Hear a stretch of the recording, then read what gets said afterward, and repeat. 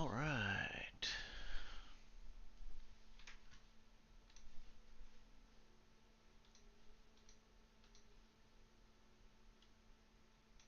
They know. Now, here are some other very depressing statistics. 1 in 3 women experience violence at the hands of a man in their lifetime, whether that's physical or SA. And that's according to the World Health Organization. 50% of women who were unalived in 2017 were killed by an intimate partner violence, according to the United Nations. 650 million women were married before the age of 18. This is according to UNICEF, meaning they became child brides, often against their will.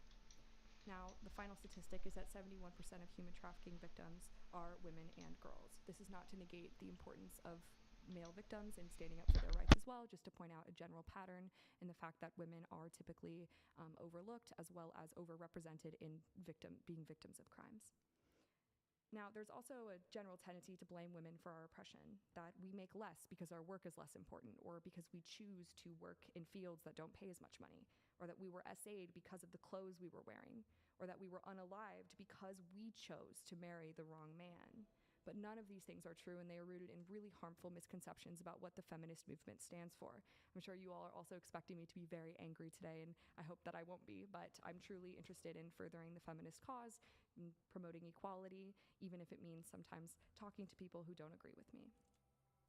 And finally, I just would like to say that men can be feminists, and they're very important for the feminist movement, for seeking equal rights around the world. And we strive to combat hate, not promote it, for equal rights for all. And by definition, feminism is about the belief in social, economic, and political equality of the sexes, not about female supremacy or anything like that. And I hope to debunk some of the myths that people think about feminists today and show that it is a very important cause, not just globally, but in the US and in the West. Thank you. All right, Kylie, thank you very much for your opening statement. Andrew, if you'd like to give yours now. Yeah, just a second. Let me back up here. One thing I wanted to address right in my opening. I've been going through Kylie's videos, and she knows so much which is not so. This is a big bait and switch. This happens often. I think I pointed this out to the Whatever podcast many times, especially when it comes to sociology and psychology, how often they are wrong. And here's how they're wrong most often. What they do is they take studies which are recently published, they point to those data sets and say, because this is right now the most current data set we have. Hey, how's it going, man? How's everything going? How's work going and shit?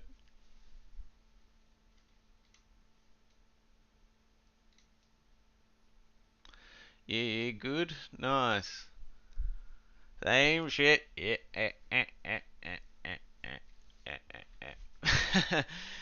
We still on for some Night Rain. I think that's coming out like next weekend or weekend after. I think it might be as well. Yeah, same old man. Just working along. I'm doing some stuff for our campus in Italy, so that's pretty cool. But yeah, outside, yeah, it's pretty much the same old. Um, Still having just a bit of fun. Ooh la la. Yeah, pity I won't ever get to go there, I don't think. But yeah, so I haven't watched this debate yet. I didn't realize it was so long, but that's alright. I'll get through half now and I'll do the other half tomorrow or something. So she's like a prominent figure in the, like, I guess those sort of circles, right? And Andrew's obviously a bit of a fucking dickhead, but that's okay. She's a TikToker. Ah, right. Okay, cool. All right, I'll kick it off. It's true, and then Let me know if the operate as levels though and those everything are things okay. are in reality true when they're not. Kinsey says, for instance, on gender quotas, Put this up here. according to, and she cites this, and many feminists cite this, My name is, 2015. are you talking about? The Wait for the wheels to fall off. Yeah, I'm just actually. I might not put that on my screen. It might get weird. Might just do the voice.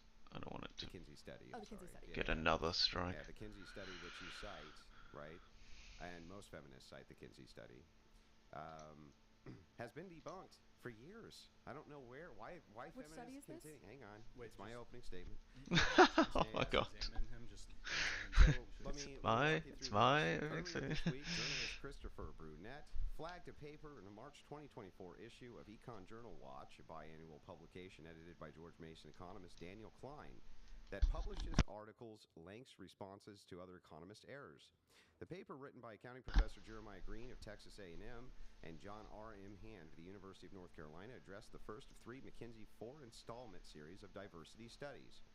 Green and Hand sought to test the replicability of McKinsey's findings. Guess what they found, guys? Could another set of researchers using the same data come to the same conclusions?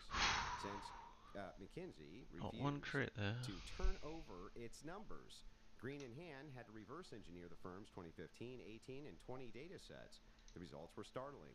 Green and Hand couldn't replicate the results of McKinsey's first 3 studies, which monitored the profitability of the executive demographics of an undisclosed group of S&P 500 firms claiming to have found a positive correlation between diverse leadership and the firm's performance. We do not find a statistical significant positive correlation between McKinsey's measures of the racial ethnic diversity of executive terms of firms as measured in December 2019, Green and Hand reported, and either the likelihood of financial outperformance in 15-19. So, to give you a quick summary, the study seems to show its most likely correlation and not causation, meaning companies were already doing very financially well, and they have the luxury to mess around with diversity quotas and initiatives. In addition, the data from the 2024 paper was unable to replicate any of the older McKinsey studies, any of them. That should tell you something. So that's a very recent data set, right? Why don't any of the psychologists ever go with the recent data set? Well, the reason they don't go with it is because it doesn't affirm their nonsensical worldviews. That's why they don't go with them, ever. You'll find this very common in sociology and in psychology, which suffer from the replication crisis. Somewhere around 60% of their findings cannot be replicated, are not to be trusted. Psychology is the study of the mind. The scientific views of psychology are only done through data collection, but it has to be interpreted. This is a major, major problem. So many feminists will tell you so many studies, and luckily I have all of the ones to refute all of my opponent's studies today. Because what happens is they have a biased worldview and they want the data set to correlate with the worldview rather than wanting to tell you what the actual truth is. God, he's got an annoying voice. A bunch of S&P 500 companies who are very rich were already doing really well. And for the purposes of publicity, they decided that they were going to start doing a bunch of DEI hires and ethnic hires and this type of thing. And they decided that the correlation they made the correlation causation error. That's it. You'll find this. Is that what they did? And I'm sure as we go through this debate, as we go through the numbers, especially when it comes to the abuse of women, especially when it comes to just how useful women are. We talk about domesticated labor. What a joke. You believe that women should be paid some type of domestic wage. However, it's skilled labor in the home, which keeps the home running. It's always going to be paid way more than domestic labor because it's more worthwhile than domestic Specifically, labor. Dillo. So Yeah. with that, I'll Of course he finish did. my statement. I can't wait to dive right into Of this. course he did. Okay, so, Kylie, it sounded like you... Yeah, well, I mean, you know, you gotta, Pushback gotta, you wanted to give on they that. obviously know what works, you know, that's why they make Yeah, those super so chats I and will shit like very a briefly million reference fucking, the like McKinsey $200. study and McKinsey and Company's Women in the Workplace Oh, study, come by the way, is what on! he's referring to. But it's actually, if you go and look it up, it's generally considered accurate and comprehensive in its findings. So I have quite literally no idea what my opponent is talking about, as well as the fact that this is a red herring fallacy of just, oh, this is wrong and my opponent is wrong for the following reasons. How's that a red herring? Because you're not actually acknowledging any of the information that I said. I refuted the information. I didn't even hardly talk about that. I have refutations to your video. I have Okay. your video right here, and you start by saying the largest comprehensive study, the Kinsey Which study. one are you talking about? I'll play it for you. Give me a second here. Okay, well, I think we should stick to what we're talking about today. And I just Well, we're talking. He about knows all them. of this stuff, so the okay. Kin- Well, I would like you to be less hostile to me first of all, because I think we should just have a general discussion. Stop whining. We're doing a debate. Stop. So, I'm not going to give you the reaction I know you're looking yeah. for. So women are better leaders than most. Do you Oh agree? yes. I was looking at that video. Yeah. Yeah. I mean, that's like one of the ones that. And you cite which study? Oh yeah, the one that I'm talking about now. But I didn't reference that in my opening at all. So I think the people in the audience, if they had any sort of common sense following along, they'd be like, "What is he talking about?" Kylie didn't mention that. It started, yeah. It didn't take long. It's it's a about current core part to the very of your start. worldview and belief, and you make propaganda videos about it, even though That it's women- completely uninformed. That women are better leaders. I think that is a subjective opinion. None of the statistics and facts that I gave previously are objective opinions. Like the fact that women didn't have the right to vote until 1920, women couldn't open a bank account in the United States until 1974. When did men get the right to vote? Oh, okay, I know this is exactly what you were talking about. This is what you're going for, is like getting people on a technicality that we don't historically know. But the answer to that is no. The answer to that The answer is that's no. No, the answer to that is the fact that in 1920 everyone was given the right to vote, but there were still barriers to vote for people of color. When did men get the right to vote? The right to vote was guaranteed to all people in 1920, according to the 19th Yeah, Amendment. before 1920, were all men allowed to vote? No. Okay, great. They weren't. And then even when men's because of suffrage white was passed, supremacy and because our system Yeah. was not founded equally. are you aware that men only got any rights to vote about a decade, roughly, before women? That is not true. Men have been making... The founding fathers were all men, so I have no idea what you're talking Well, what does about. that have to do with the right to vote? The right to vote was historically withheld from men of color. It was a It white... was also withheld from Listen to the me. general Do population. not cut me off. Do not cut me off. I am in the middle of speaking. I don't care if you're in the The middle of right- speaking. You're in the Oh middle. dear. The right to vote... You don't have a TikTok mute button, sweetheart. Oh dear. I If will we not can- be speaking anymore until you have a Look. conversation with him. Well, look, if we can, Oh for god. people who Oh can god. each other to finish. How did this last this long? If you want to jump in, just let the other person Jesus finish speaking. Christ. If someone's He's like he's like a monologuing child. and they're filibustering, I'll try to Oh my back up, god. but just This is if they're amazing. making a point, just try to let them finish. No, I did not... I fucking love it. for 4 years and build a platform to be... They're clicking. I will be walking away from the microphone right now, and I would encourage you to get your guest under control. I'm going to take 2 minutes, so you can ask him questions if you'd like, and I will be right back. I'm Because just you gonna run go the to show. restroom. I just won't be back. And we already I don't give a shit. What do I care? I'm here to have a debate, not listen to your whining. Do you want to have a debate or not? All right, I'm not going to be talked to like this. Well, so. do you want Oh. to just take a little Oh, two off she minute goes. breather? You want to take a 2-minute breather? This is feminism? You're the strong woman? Jesus Christ. Really? Ooh, strong woman. I will not be talked to. Like what? What did I even say? And she was saying earlier, like, I'm not going to fall into your tactics. Well, that didn't last very long, did it? Talked to like this. Yes, no fucking messing yet. He's such a fucking rich asshole. He doesn't give a fuck. He's got all his cash ready. We can try to stick to There's the- been some really strong I'm not gonna women bait out him. there. I'm not gonna react. Just not this one. Girl, you gotta remember that shit. You're doing exactly what he wants. Although I think maybe for the Oh, sake crap. of the ensuring that the debate happens, Maybe. This guy. we can Oh my god. so we get the debate so the debate happens. You know, maybe Well, what Maybe am I shut supposed to do in the middle of a debate? Oh I'm my supposed god. I'm supposed to worry about tone policing and this and that because I have points and refutations which may hurt people's feelings. well, I think she overreacted a little bit, but I think it is fair to allow. Then time that. If she's in the And middle once the of- farmers. Oh, definitely. Definitely he does. yeah, we could do that. Yeah. I'll propose that to her. Just do 60 But I mean, seconds. I'm fine with keeping it open, but just if you're talking, and she interrupts you, I'll tell her not to. But if you can, just try to let her finish. Yeah, but when anybody does the bullshit of like, I'm speaking, and you know, of course there's gonna be some. Yeah, but And let her I'm finish if you speaking. can, but Yeah, let's do 60 seconds back and forth. That's fine with me. Oh, As you long wanna as there's some do- boundaries. Yeah, you want to do that? 60 seconds back and Sure. forth. that works. Or if you guys want, we could give it another shot at just keeping it open combo. Sure. So why don't we do that? If the interruptions continue, you guys feel like you're not. But I gonna- would like to just point out. Wait. that, We have to set the rules first. No more talking. Yes, we will do 60 Well, seconds Like back I'm and forth. supposed to be talked to like that, though, Hold on. right? No, 60 If- seconds back and forth. Or I will leave.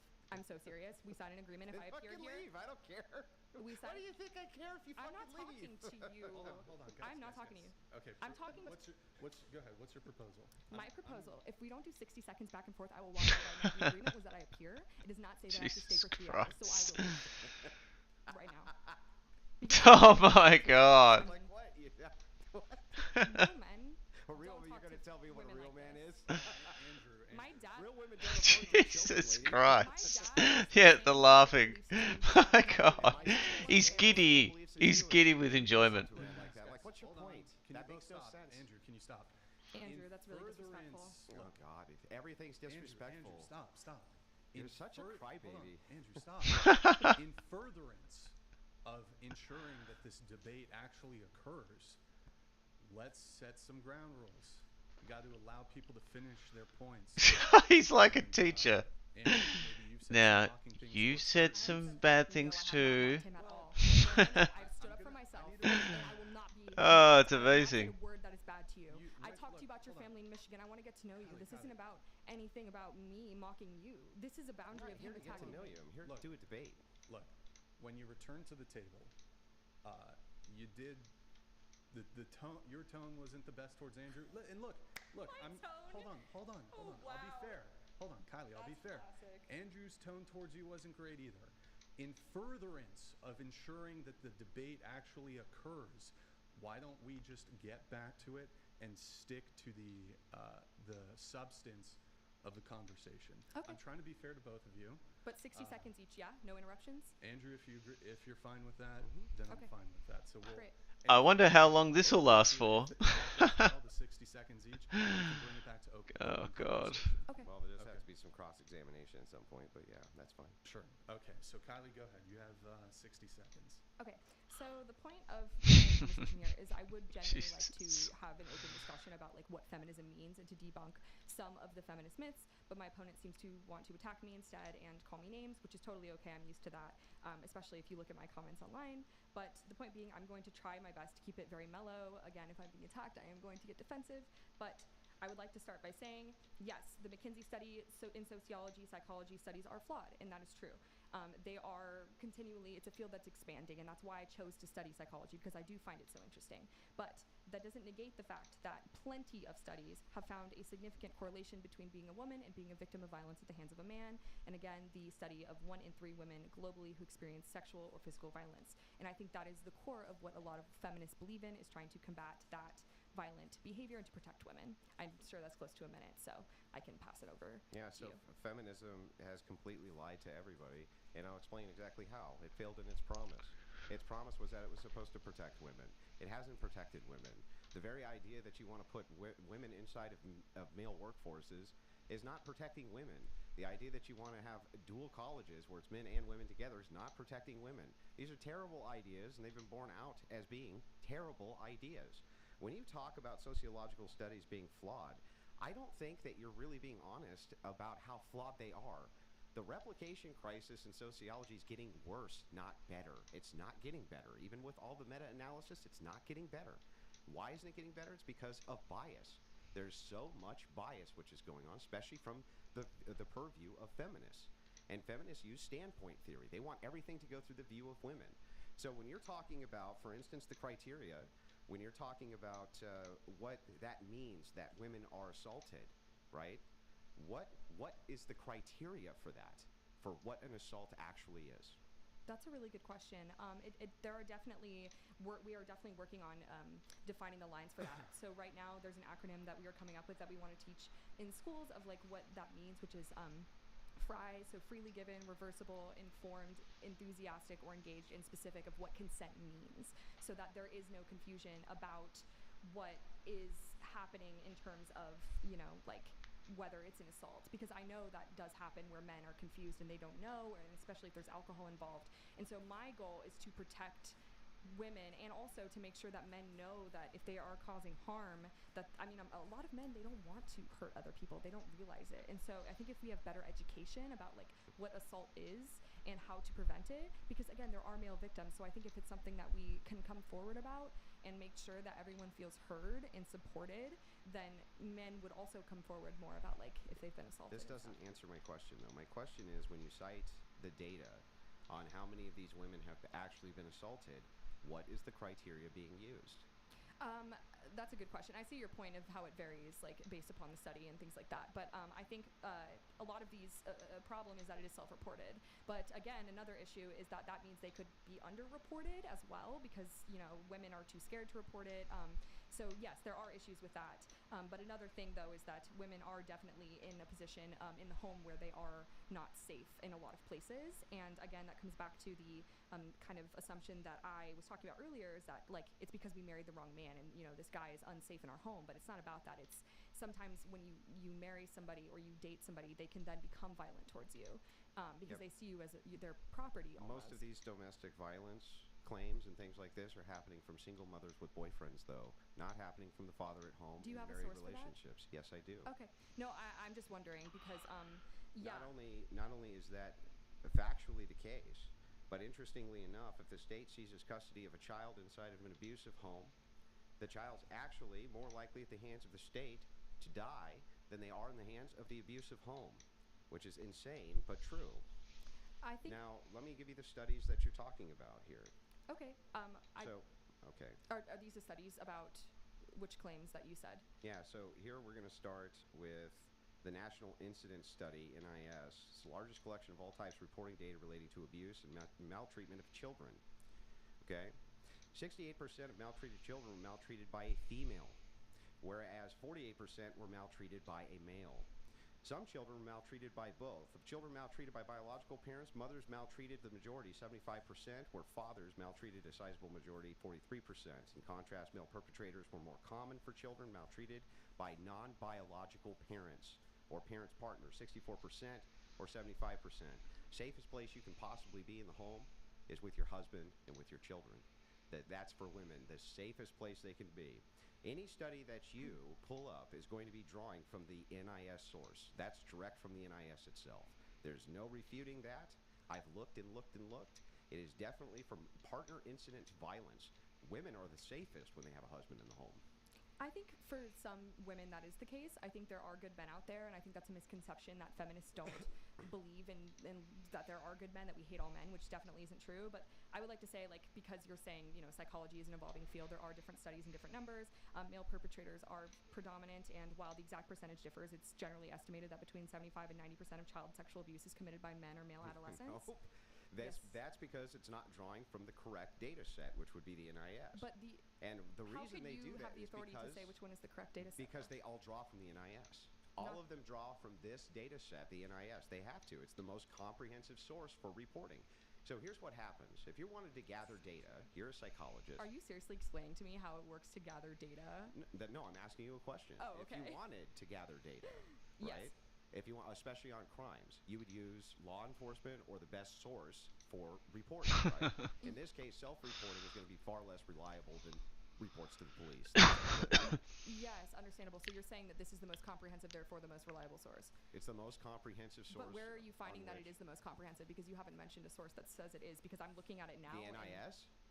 That's not from the NIS. There's the national... It's from the NIS.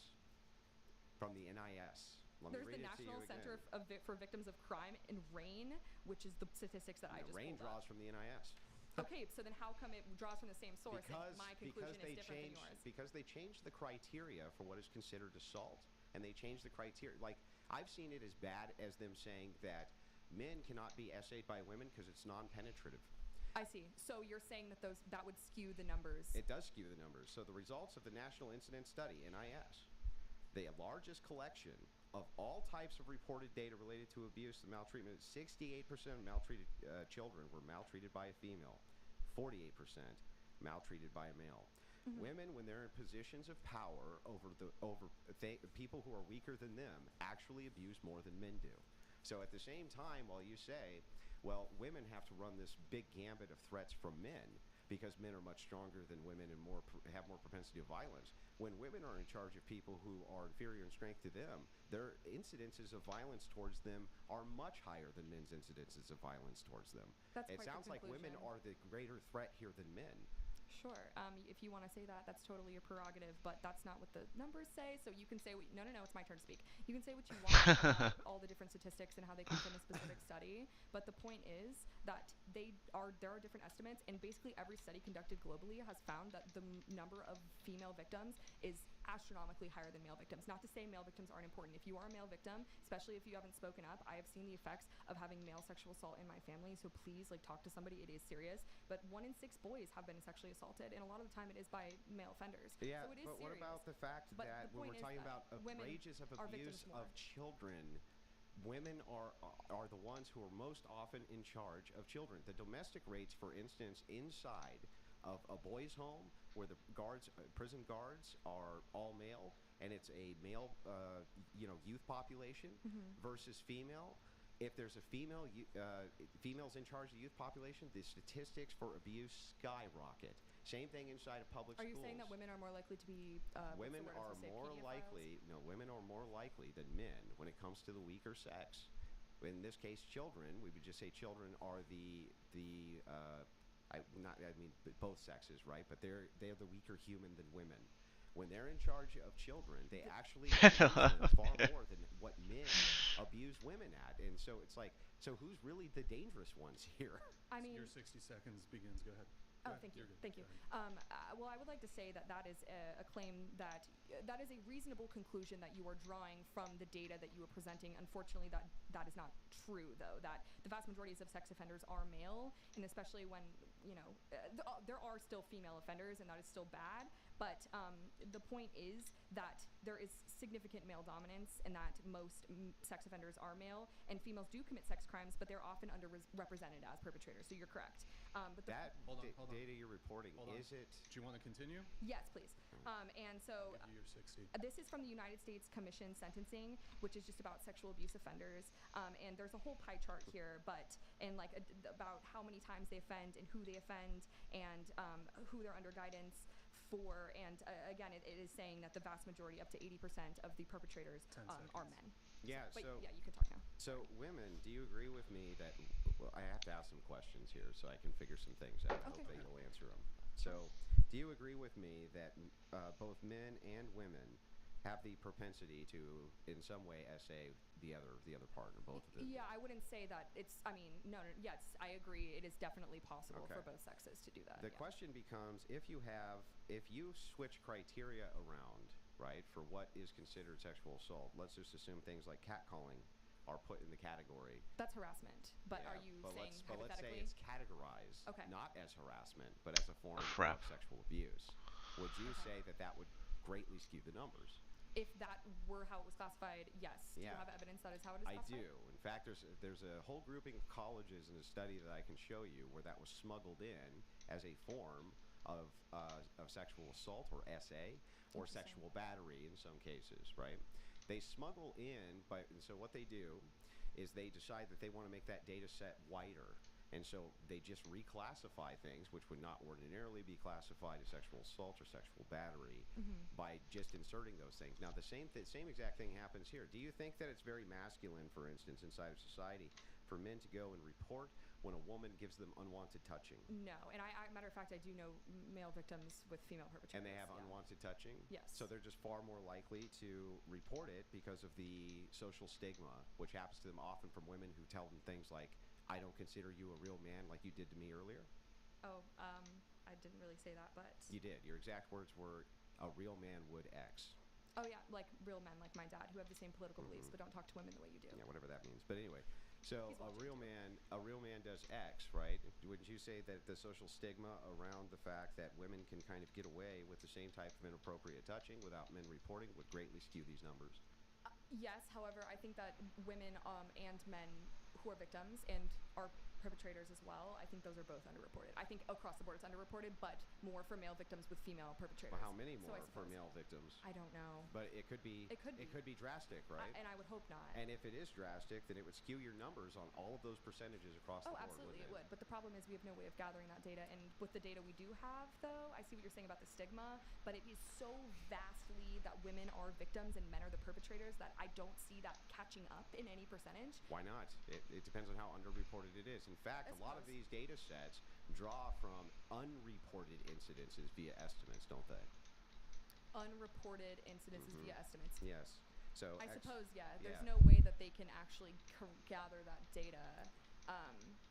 Yeah. Yeah.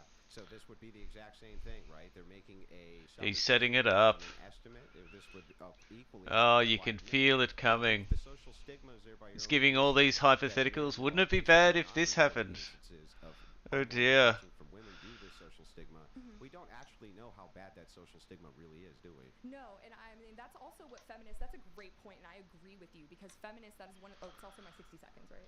Well, No? we're having a back and forth now, so. Oh, okay. Well, If can you I got- have 60 seconds? Because I would just like to talk a little bit about like Well, you stigma. can't we can't get into a back and forth and then like arbitrarily demand whole blocks. Okay, well, I'm just going to give some statistics because I think we're on the same page here. I think we've actually found common ground. So the stigma around SA and abuse is what allows these numbers to be underreported. And so I think that because that's what feminists want is we want men to be comfortable coming forward as well because we want safety and equality for the sexes. That is what the definition of the term is the belief in social, economic, and political equality of the Well, let me sexes. refute these lies because Well, I think that some people don't believe that all who are feminists. all but- national campaigns that I've seen hyper focus on women and the abuse of women, already making the supposition that men are the monsters and the criminals who are doing the unwanted touching and the essaying. And because of that, because this is done at a national level, at a state level, at a local level, and the organizations and NGOs are all hyper focusing on women, this stigma towards men is never addressed because women are only looking at it through the prism of Well, I women. don't. You know, it's not just women who are working on these studies, right? And who are writing these articles. It It's doesn't also matter. men. Don't you say men can be feminists? Yeah. Okay, but so by your criteria, these men who have the same exact worldview as you, they're still hyper focusing on feminism. And the idea always starts with the supposition that men are the more violent sex, that they are more often doing these types of SA, sexual assaults, things like this. And what do we end up with? We end up with very skewed numbers based on the criteria, right? Where within just a matter of minutes, we can determine that not only can most of this stuff be replicated, but we can also determine that just based on the viewed categorization of these things, they can't be true. These Yeah. numbers can't be true. Okay. Now, so I don't understand where you're coming from with how it can't be true, how something can't be true. Because again, if you're going off of something being underreported and the data not being there, you're saying, okay, well then this is true, which means this can't be true, which means this, and you're not even going from like actual data. Do you want me have. to demonstrate it? No, I'm okay. I'm talking for now, please. Well, I'll but- demonstrate it real quick. So it would be like this. No, I'm actually, Are there- I feel like you've dominated the conversation for the last few minutes. If that's okay, if I would like to. Well, I talk thought some you just data. wanted me to demonstrate for you something. No, I'm actually okay on that. Thank you. You don't want me to? You asked me a No. question. You don't want me to answer it? No, I was actually in the middle of talking. Okay, go Yeah. ahead. Thank you. You're so, welcome. Thank you. No, that was genuine. I wasn't trying to be. I know. You're welcome. Thanks. Yeah. So, The patriarchy's benevolent. yes. So I think that the four principles that is a common misconception that, and if you want to refute these, like I would love that. But working to increase equality economically and politically for women, which again not rooted in female supremacy, but some people think it is. Expanding human choice meaning male, female, everyone. Eliminating gender stratification, which means globally it's Hang on. Can we move back to 2? Yes, expanding human choice, and for everybody. And then 3, eliminating gender stratification. How like most of the power and money is concentrated to men globally. So sort of making the opportunities there for women. And again, like you have to think about this globally as well. Like we're very U.S. centric, I think, in this debate, but there are definitely countries where women are really, really deprived of any sort of autonomy. And then the final one is ending sexual violence, which we've talked about quite a lot. So those are the 4 principles of feminism as we see it today. And although there are different places around the world, I guess we can focus, sort of here and globally if you have points on that. Or if you just want to confine it to the U.S., then let me know. But Yeah, well, the U.S. is where I live. That's what I'm talking about. But Okay. So when we're discussing this idea, especially of no, these numbers are accurate, that actually can't be true. You said no, it actually can be. Well, no, it can't be because one, you've already admitted that there's a stigma towards reporting, which means that these numbers are already skewed right from the get-go. Here's a good demonstration of this. This is something that your psychologists say a lot, and I'm sure you probably said it yourself, that mental illness probably has always been somewhat near as high as it is right now. It's just that it went underreported, right? That's something that you would say. Or there's just as many transgender people now as there were, or homosexuals. It's just that we didn't have the right numbers because they weren't able to report them correctly, right? So it follows then that if it is the case that under all of these circumstances, due to a lack of reporting due to stigma, we didn't have the correct numbers, and so you can suppose that into the data that you have right now for how many there's always been. Right. Why couldn't I do the exact same thing with SA numbers? No, you can, but how are you going to get the how are you going to get the figure that it is more? Are you saying it's more female perpetrators than male perpetrators? If I look how can at- you possibly get that Because number? if I look at the raw data and we look at stigmas, right? If we're Well, looking, we agree on stigma, but the Yeah, data, how do you have because that? the data is not taking into account the stigma towards male reporting. But it is. But I'm saying there are no But it's reported not. cases. Yeah, Oh, you no, can't. it's not. You're right. How do you You're right. report the cases if the stigma is there for them to not report? So yes, given that, how do we come up with any? Because Well, these how? other places they come up with estimates, Well, these whether- studies that you well, just cited. whether we come- so how do we come well, up with an hang on. estimate for female Whether we perpetrators? come up with the estimate or not, we have good reason to doubt the various estimates by RAIN and these other sexual advocacy organizations, especially when I look Why? at the NIS. Because when I look at the NIS, I get totally different numbers, and it's way more comprehensive. It's the largest, most comprehensive data set on planet Earth is the NIS, and that's what it shows. It shows that women are far more likely to abuse their children than men. When women are in positions of dominant power and authority over weaker people than themselves, they're more likely to abuse almost every time. This is also included in healthcare stats. When they are in charge of people who are weaker than them in healthcare situations, they abuse far more than men do. You keep talking about the NIS. Which specific? Are you talking about the national? Because the specific study that you're talking about, how women are perpetrators more frequently. Wouldn't that? I'm just gonna get a drink quickly. Wouldn't that be couldn't you say there's more women in those roles? So there's, although I guess what is he talking about, a percentage of the overall employment? Because, yeah, couldn't you say well, there's more women in those roles, so there's higher accounts of that? Is that a thing?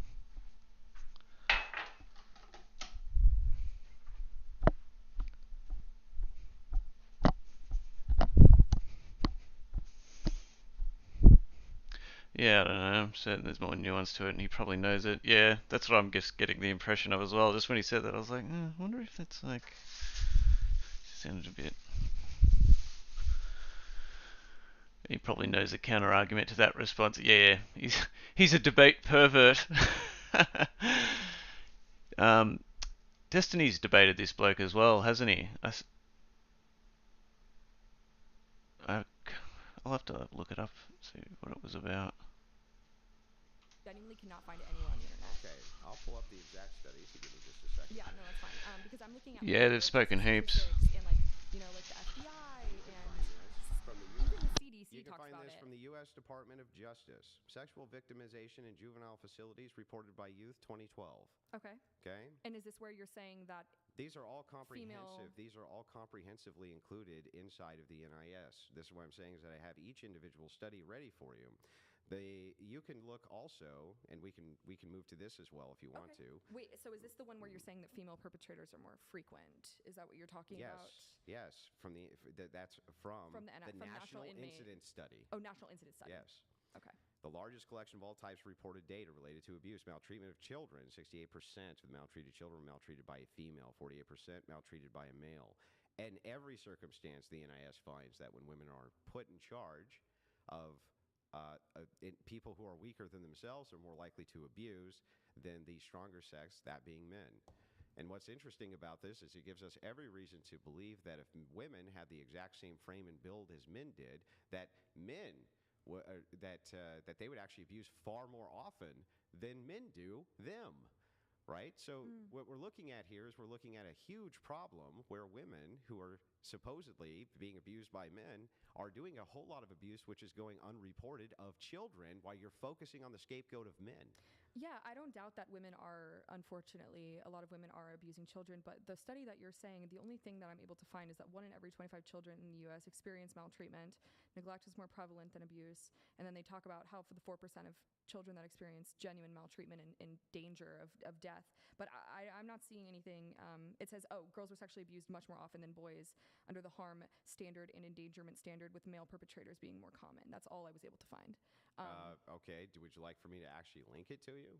That was just from the juvenile facility study, though, right? Yeah. Yeah. But what about the NIS data? The NIS data is going to be the most important because it's the most comprehensive collection of it. It's funny because you keep repeating this talking point about a study that I can't find. Well, how do you? I'm you not saying it can't- doesn't exist, but So you think that the National Incident Study is not reporting this? Like I could link, I no, can no, no. link it to you. No, I believe it. I'm just saying, like, there are so many more common sources that have different numbers talking about how male perpetrators are more common than the study that you're talking about. Because I genuinely, I got a little more for you. The U.S. can you Department. airdrop it to me? Is that Yeah, the U.S. Department of Health and Human Services has been tracking the data on child abuse and neglect since 1978 with something called the National Incident Study, NIS. The National Incident Study is a congressionally mandated periodic effort of the United States Department of Health and Human Services. There have been 4 such reports, the latest being the NIS-4, which came out 2010. This includes the breakdown. The NIS gathers data from all reporting agencies that any study will pull from these agencies because it's the congressional authority which is gathering that data. The methodology, the NIS uses the standard definitional framework for classifying child maltreatment, including both types of abuse and neglect. These are the legitimate numbers, and feminists have been hiding them under a rock because they don't want to talk about this issue. I think that is an interesting theory. I think that a lot of the things that you're talking about go more into theory than into fact. And that's okay. I think that goes into what I'm saying is like just generally that's why I'm here is to debunk a lot of the myths. Well, you But can debunk it. That's why I'm here. you Leave said it with the me. study came from the study that women are more likely to be perpetrators. It doesn't. I genuinely cannot find a single thing. Well, I've been you looking could- for you- 5-10 minutes. You've been looking for Airdrop what? it. Have you been looking on I NIS? literally looked at exactly what you said. Cannot find the numbers. It's Now, okay. because I'm not. This is not trying to be like a appeal to like authority, but I've done like debate my whole life, and like obviously, like most of the time, we tend to focus on the facts. So to me, if I can't understand the facts, that they don't exist of where I'm finding it, that is a problem for me. Okay, I saw that. It didn't say the numbers that you were talking about. Yes, it has them. This is from. Scroll There's no down. way you Scroll down read. so I can read it. How in the I was world? just on that website, and it how did not in say the that female perpetrators are world more common. Did you read that entire thing in 2 minutes? That is nonsense. It is huge. My There is IQ is no very possible high. way you went through I'm those a fast numbers. reader. I read like That is the biggest. 300 books a That year. is the biggest crock. There is no possible way you went through that in 2 minutes. It is massive. Okay, you can think that. It's okay. What do you mean? Think that? That is not humanly possible. Do you have magic I'm powers smart. that I'm pretty unaware smart. of? I don't know. Pretty smart. What? Oh, come on. At least be honest in the debate. I mean, you could just say I didn't read it. You say I did I read it. couldn't find the numbers that you're citing. There's no possible Because way they you don't looked exist. at that. The numbers that you're talking about, there's They don't no exist. female perpetrators are not more common than male perpetrators. So like again, I would prefer that we would stick to actual reality and facts. That these are the actual realities and facts. I just showed you the study. Right, the most likely reason why women are more likely to abuse than men, other I than agree the fact they're in not being used, checked on using force, is the UK's leading mental health charity. The Mental Health Foundation says that today women are 3 times more likely than men to experience common mental health problems as well. Do you want to go over that? About how men are more likely to experience mental health issues? No, females, women are more likely to experience mental health issues. What is your point? Yes. Than men. Well, what's your point? Well, how is feminism combating this? I would hope that we can continue to do a better job. I mean, there's a lot of people that I know that really struggle with their mental health, and a lot of, I mean, we don't have to get too deep into it, but I know that a lot of women who have experienced some abuse sexually at the hands of a man, and then that led them to have mental health issues. I also know men. More than where soldiers that's have the case. PTSD? No. PTSD is certainly an issue, but you can get PTSD from a number of things. So I would like to point out that like just saying one thing doesn't negate the other, right? So like just because I think it's important to talk about women's mental health doesn't mean men's mental health isn't important, because again, they are more likely to like, you know, unalive And what about themselves. the fact that That's very women's mental health has been astronomically growing in the negative direction under feminism, especially under the egalitarianism of gender? They report the happiest levels that women report are when they're married and in traditional gender roles. Have you ever heard of the term ignorant? The phrase "ignorance is bliss." I'm sorry. Do I need to go and experience killing someone, right, to know that I don't want to experience killing someone? What?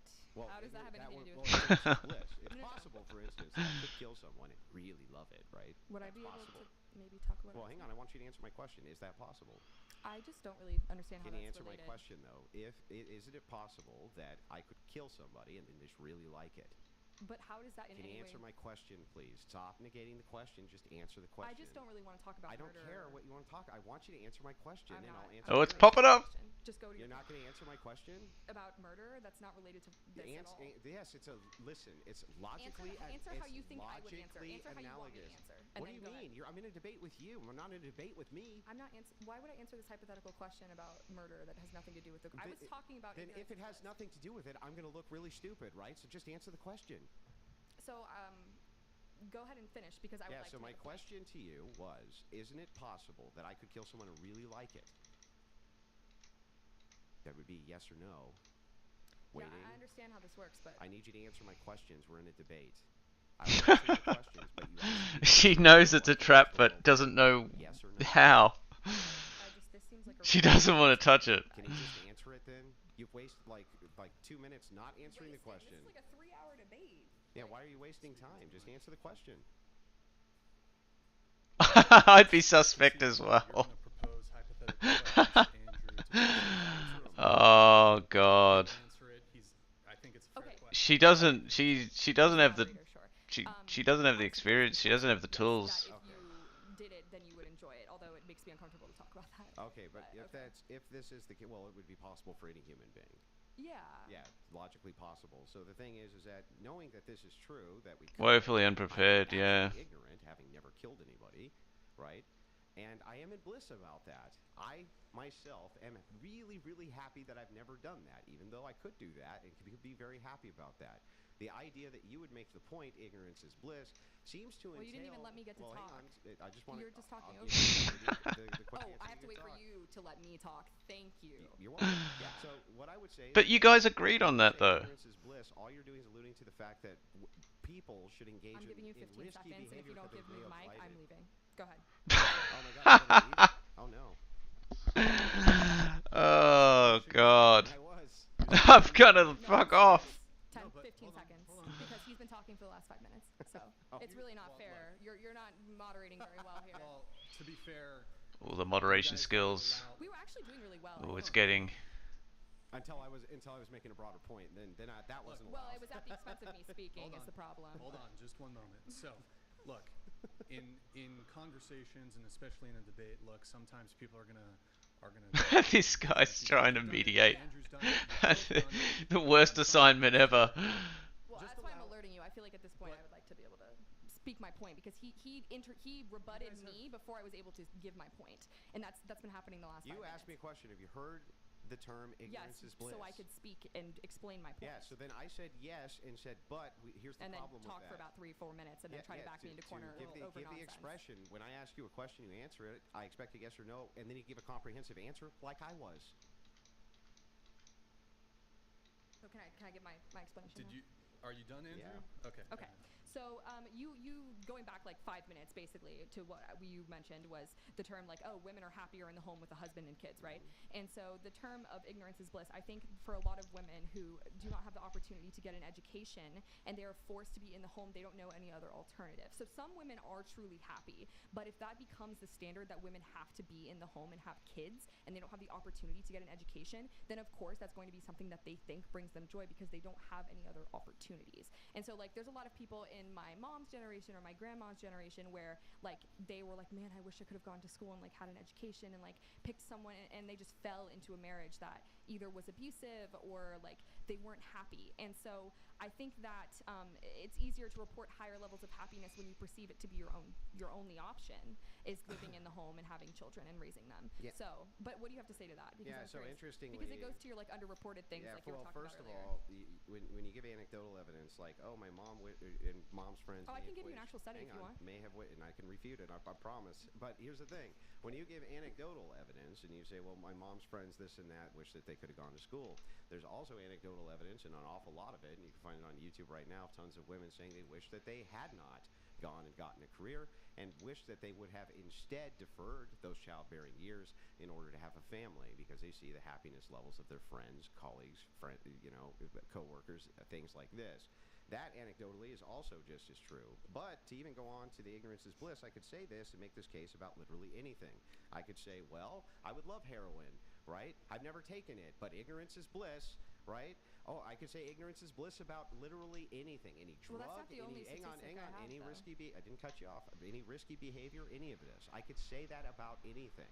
What you're doing is saying, these women are happy. There must be some bad reason for that. Oh no, some women are happy. No, you're saying I agree. these women are happy, and there must be a bad reason for that. And the bad because they're doing Not for all traditional. of them. Hang on, because they're doing traditional gender roles.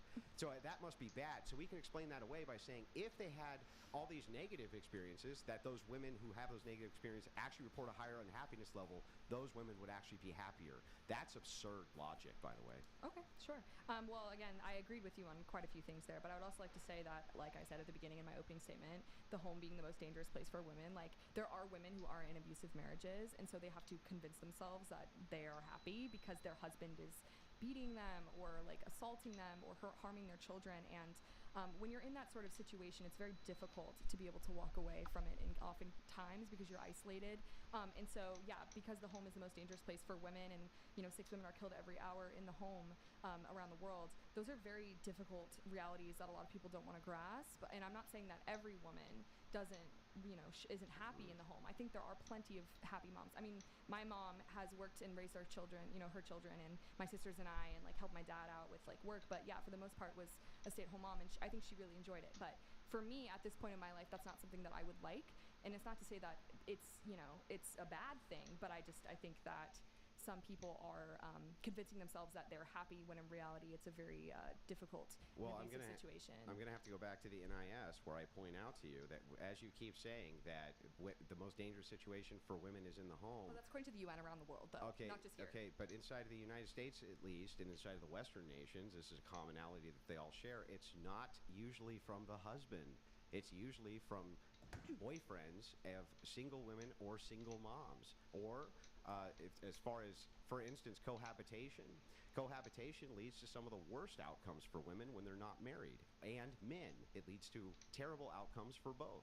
This idea that you have that when you say this, it's very loaded. It gives the impression that husbands are at home abusing their wives, and the opposite is actually true. The truth is that when women get divorced and they end up in these occupied relationships, that's when they end up with the most amount of abuse, not from their husbands. Well, I think it's, how we were talking about earlier about like confounding factors and other things that might, the classification of things might change the results of studies. For this one, I'm looking at it, and it says facts and statistics on domestic violence DV, and it's mainly including intimate partner. So it's not talking about husband or boyfriend. That's why we separate them, right? So we would separate those two categories to see who's the more abusive. Do you have a statistic? Yes, I just gave it to you twice from the NIS. But I know, but like I'm looking at it, and again, like I'm having. Show me the numbers from the NIS that you're looking at. I actually don't believe you. Oh, I'm not looking at it now. I was looking at it earlier, could not find the number you were talking about. Yeah, but you looked at it for 1 minute. No, I didn't. You did. Those Fact is this again. From the NIS itself. When there is a minor in the home and there is abuse, they look at both parents, and in that case, they are finding, according to this, the Domestic Violence Center data for Mankind Initiative, I'm finding the Mankind Initiative. Yeah, here the I'll cult, send it to you. the cult, the Mankind Initiative. I have no idea what you're talking. I mean, this is like it's a statistic, like it's like a study that's produced. Yeah, I could go to the University of Pennsylvania's one if you want. Because the Mankind Initiative. She's like 500. Yeah, she read The Hobbit in about 10 seconds. Okay. Well, so it's saying analyzing 31,000. This is Penn today. So this does go to your point. It is just slightly above the spouse rate for abusive boyfriends. But again, and those go reported much more, right? The marriage rates go reported much more than than these rates where you're living outside of the home with another man. Right. So because that's the more common living arrangement. Therefore, I am correct. It is true that the most dangerous situation is co-occupancy, not marriage. I mean, there's different. I think it's difficult. You deal a lot in absolutes, and as a teacher, that's something that we are told not to do to facilitate like open communication. Is because you typically say, "Well, this is true. This is true. That means I am truth. I am correct in saying this thing." But again, statistics are changing all the time. So actually, you're contradicting yourself because at the beginning you were like, "What I'm saying is things change." I can negate these with logic by simply pointing this out. I mean, you can negate that anything when you talk to yourself like you do, because you're not really listening to the words that are coming out of my mouth. I'm listening to, do you want me to steelman your position? You just said to me that everything when it comes to statistics is fluid. I would. She has a very high IQ. However, we still have to apply logic and inductive reasoning even when we're dealing with data sets, especially. I didn't say we don't. I Yeah, agree. So, but so those are unchanging, unconfounding variables, logic and reason. So if we're using those two things, we can easily point to this and say, we know for sure that it's going to be underreported in cohabitation and possibly reported at least better from the marriage standpoint. That's probably true. I don't think Yeah. anybody would really dispute that. Yeah, which- actually, I found a study to your point. Researchers have consistently found higher rates of violence in cohabitating compared Yep. to marital relationships. But in those cases, still, it is 95% of perpetrators are male. So what do you have to say in terms of that? Yeah, okay, so here's what happens. What feminism has done, especially with the destruction of the marriage, is it has put women in the most vulnerable position, where now they leave their home with their husband, where the abuse rates are not nearly so high as pretentious feminists pretend they are, so that they can cohabitate with men, with other men who are strangers to them, strangers to their children. It puts their children at risk, and it puts them at actually higher risk than if they had stayed with their husbands in most cases. Oh, okay. That makes sense as an explanation, but I think that, again, that's an anecdote that's probably not true for everybody. And the cases are pretty clearly in place. Like the evidence has shown that regardless of whether there's children in the marriage, 95% of the perpetrators are men. And, we were talking about how it is likely underreported for female perpetrators, right, in marriages. I'm sure there are abusive wives, but I think that the point being is that it is it is definitely a pattern in terms of, in the United States, of the home being made unsafe because of men that live there. It doesn't have to be the husband, but it is men that are being violent with the women that they are living with. And I think your point about how it's women that are picking these boyfriends that are abusing them is not fair, because again, you don't know men that are going to turn out to be abusive until they hit you one day. It doesn't start out with, if you went on a first date with a woman and she clocked you in the face, would you continue to date her? No, you wouldn't. It's the same with women. Here's what we're going to do. okay, Andrew, you give your response, then we're going to do prompt change. Okay. Okay, so okay. Just But yeah, so that you was the end of know, my I don't statement. even understand this. Like, all of the stats back up exactly what I'm saying. You agree with me that what I'm saying is likely the most true case scenario, at least compared to all the About numbers. boyfriends being more abusive? Yeah, can I finish? Right? Oh, I was just I didn't clarifying. cut you off. So the thing is like, look, as we look at this data, the data backs up everything that I just said, especially when it comes to cohabitation. You say, well, it's not women's responsibility that they're picking these men. It's like, well, women are initiating most of these divorces. For one, they're leaving their husbands. They put themselves in this confounding situation where now they're being abused by strange men, often because they want them as sexual partners or other things like this. You say, well, that's true that the abuse happens inside of these places, male, whether there's children or not. Great. But when it's a cohabitation event where children are involved, you're now putting your children at risk because the risk skyrockets for abuse. Skyrockets for abuse of those children. No wonder men don't want to get married to modern women if they're going to get divorced, and their women are going to put their children in an abusive situation, right? And that's what the stats show more than anything. Not that women are being abused, but that when they have authority over children, they are putting them in situations where they are abused or abusing them themselves. That's what's actually happening. We do have to change prompts. Andrew, I think you wanted to perhaps discuss patriarchy and force doctrine. Sure. Would you like to get into that? Go ahead. Yeah, you can start. Yeah, so I'll give you my definition of patriarchy first. It's a historic definition. It means rule of the father. I often will short phrase this to from the father. Usually it operates around something which is patrilineal lineage rather than matrilineal lineage, though not always. You can have patriarchies where there's matrilineal lineage. You can find this in Judaism and other places like this. When I talk about patriarchy, I'm broadly speaking, at least in modernity and in the last 100 years, about men being in charge of general systems. We could just say men being in charge of general systems, head of the household, head of the family, things like this. My view is that patriarchy is always going to end up being the default, especially the more feminism there is. You'll push more people into the patriarchy role, and here's why. Because of force doctrine. Force doctrine is a doctrine which I came up with, which tries to describe a phenomenon which you yourself are going to have to concede is true. That half of the world right now, if men decide to, they can basically exterminate every single woman inside of their nations, and there's not a damn thing women can do about it. We can find this in most of the Middle Eastern nations. We can find this basically anywhere that we look, right? They can't actually do anything about it. Also, when it comes to rights, rights are a social construction, product of the mind. Because of that, They are not inherent. And since this is the case, force is what is the practical applicator. And if men decided to, by force, take away women's rights, women cannot do anything about it. The opposite is not true. If women wanted to take away men's rights, and men didn't want to let them, they could not. And because of this force doctrine application, women's rights all come from men, not inherently from themselves. Therefore, feminism is a lie. Complete lie. That's force doctrine. That's quite an opening. Well, aside from the fact that that is genuinely a terrifying idea, I think that the idea that men could just take away our rights and wipe us away, think about it in terms of like a military occupation, so that that wouldn't happen, because I think that it is possible for men to take away our rights at a blanket pace. But I don't agree with your conclusion based off that premise, though. I don't believe that women inherently don't have rights that is given to us by men. And the reason why is because I believe that all human beings inherently should have equality and human dignity, which is although I'm not Catholic, it's a term that was very much focused on in my Catholic high school. I went to public school and then Catholic high school. But it's an axiom?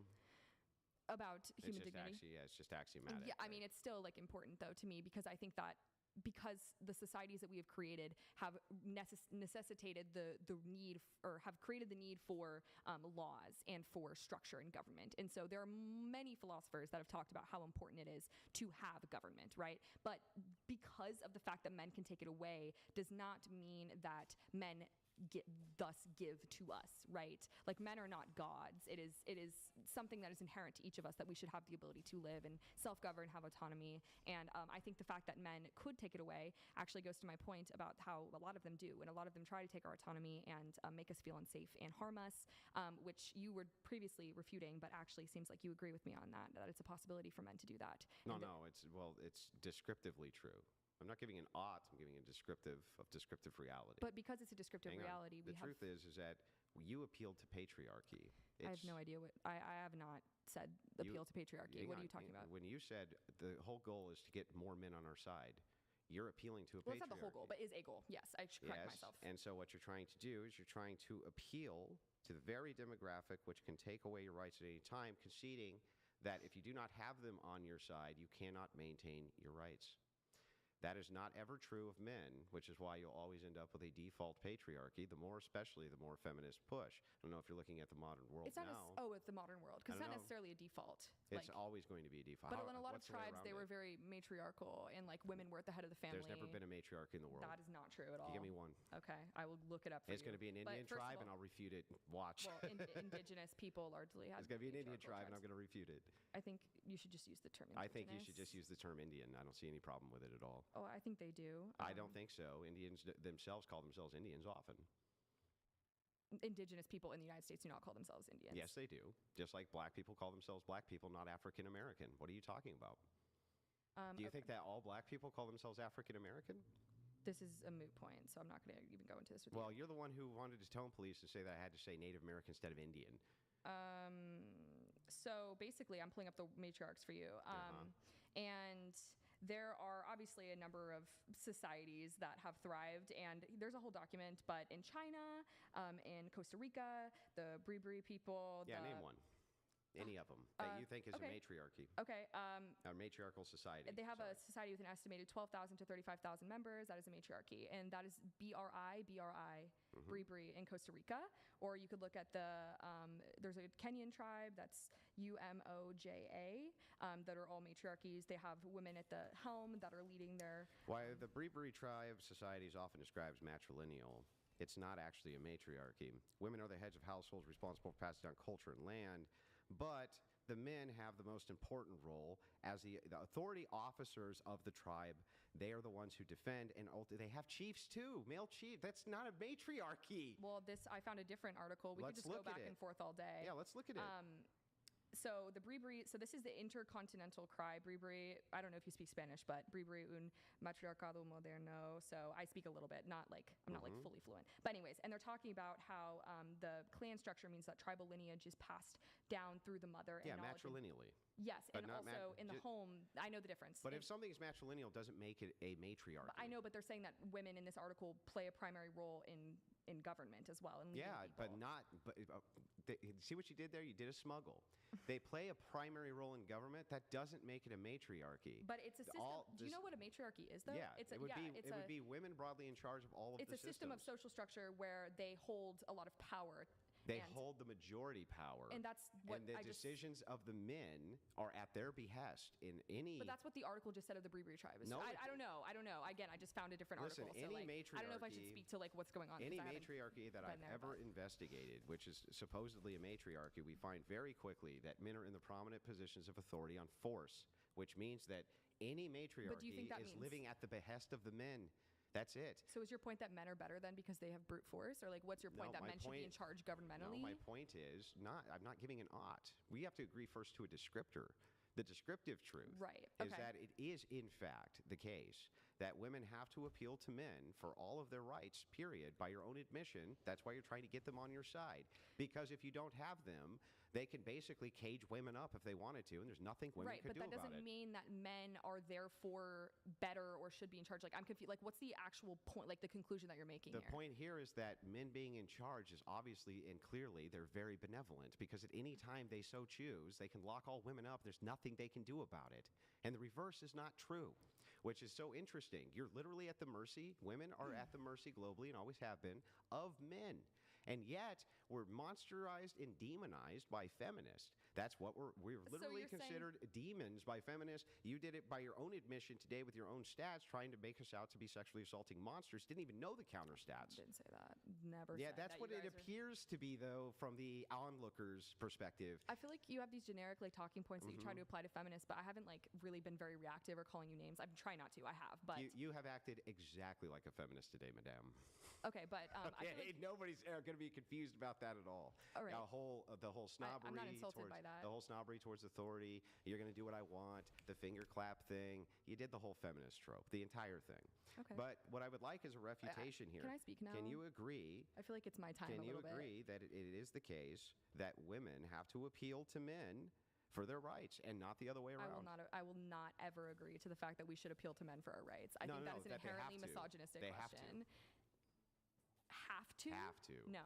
Do not Okay, well agree. then where do rights come from? They should be inherent to every person, but again, I think I should be able to like Inherent? lead this. You can make Okay, your, make so your give me a point. second because again, like you've just been a little bit insulting the last few minutes, so I feel like when that happens, it's just like a good change of pace is important. But Well, I do need to keep it on the topic at hand, but which again, where were we? Can you Rights. repeat the question? Right. So I were asked you where asking rights come from. where rights come from, if you can Yeah. address that Okay, but then I get or to speak respond. more. Yeah, you can. Okay, Yeah, but it's okay. on forced You doctrine can and rights. respond. Yeah. Go ahead. Okay. Well, I think the fact that we're debating a topic that you came up with is a little bit strange personally, but I was Why? going to say that I think that rights are inherent. I think that they should be related to all people, just like the fact that we are human beings. We shouldn't have to appeal to any person for authority. And again, the fact that men are stronger, bigger, more powerful doesn't mean that they give or take away people's rights. I'm not religious necessarily, but I think if I was, I would probably tell you that I think God is the person that, you know, relates and who gives people their human dignity and rights, but I think it's inherent. I think that we should all have the right to live and be free of violence, and I think that those who offend and try to put people in cages, those are the people that should be jailed. Like, I don't think that that's a blanket statement. Yeah. So I would just, okay, you keep on saying rights should be inherent. That doesn't tell me anything about where rights come from. Where do rights come from? Where do we ascribe rights Well, I think to that you're thinking ourselves? very like United States, like government centric. Anywhere. You can pick anywhere on planet. I don't care where you pick. Okay, Where so- are rights coming from?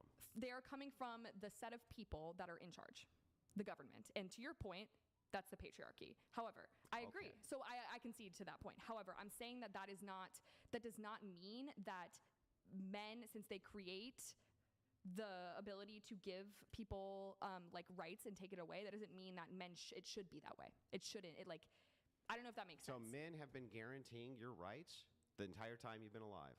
No, that's definitely not true. Well, I don't understand. I thought that you just But said also, like- rights come from the government. but also, The like- government is the patriarchy. The but- patriarchy then is giving you rights, right? Right, but like the government isn't inherently like the government is influenced by patriarchy, but it's not like all men making decisions like in the past it was. Would you say it's mostly in charge by men?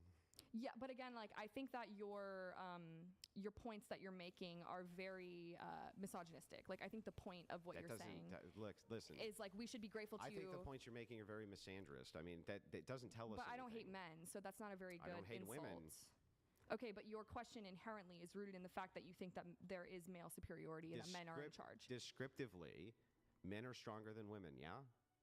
Descriptively, Yes, you're not going to argue that point, right? on average, I suppose. Yeah. Yeah, on average. Well, I mean, it's a strong average, though.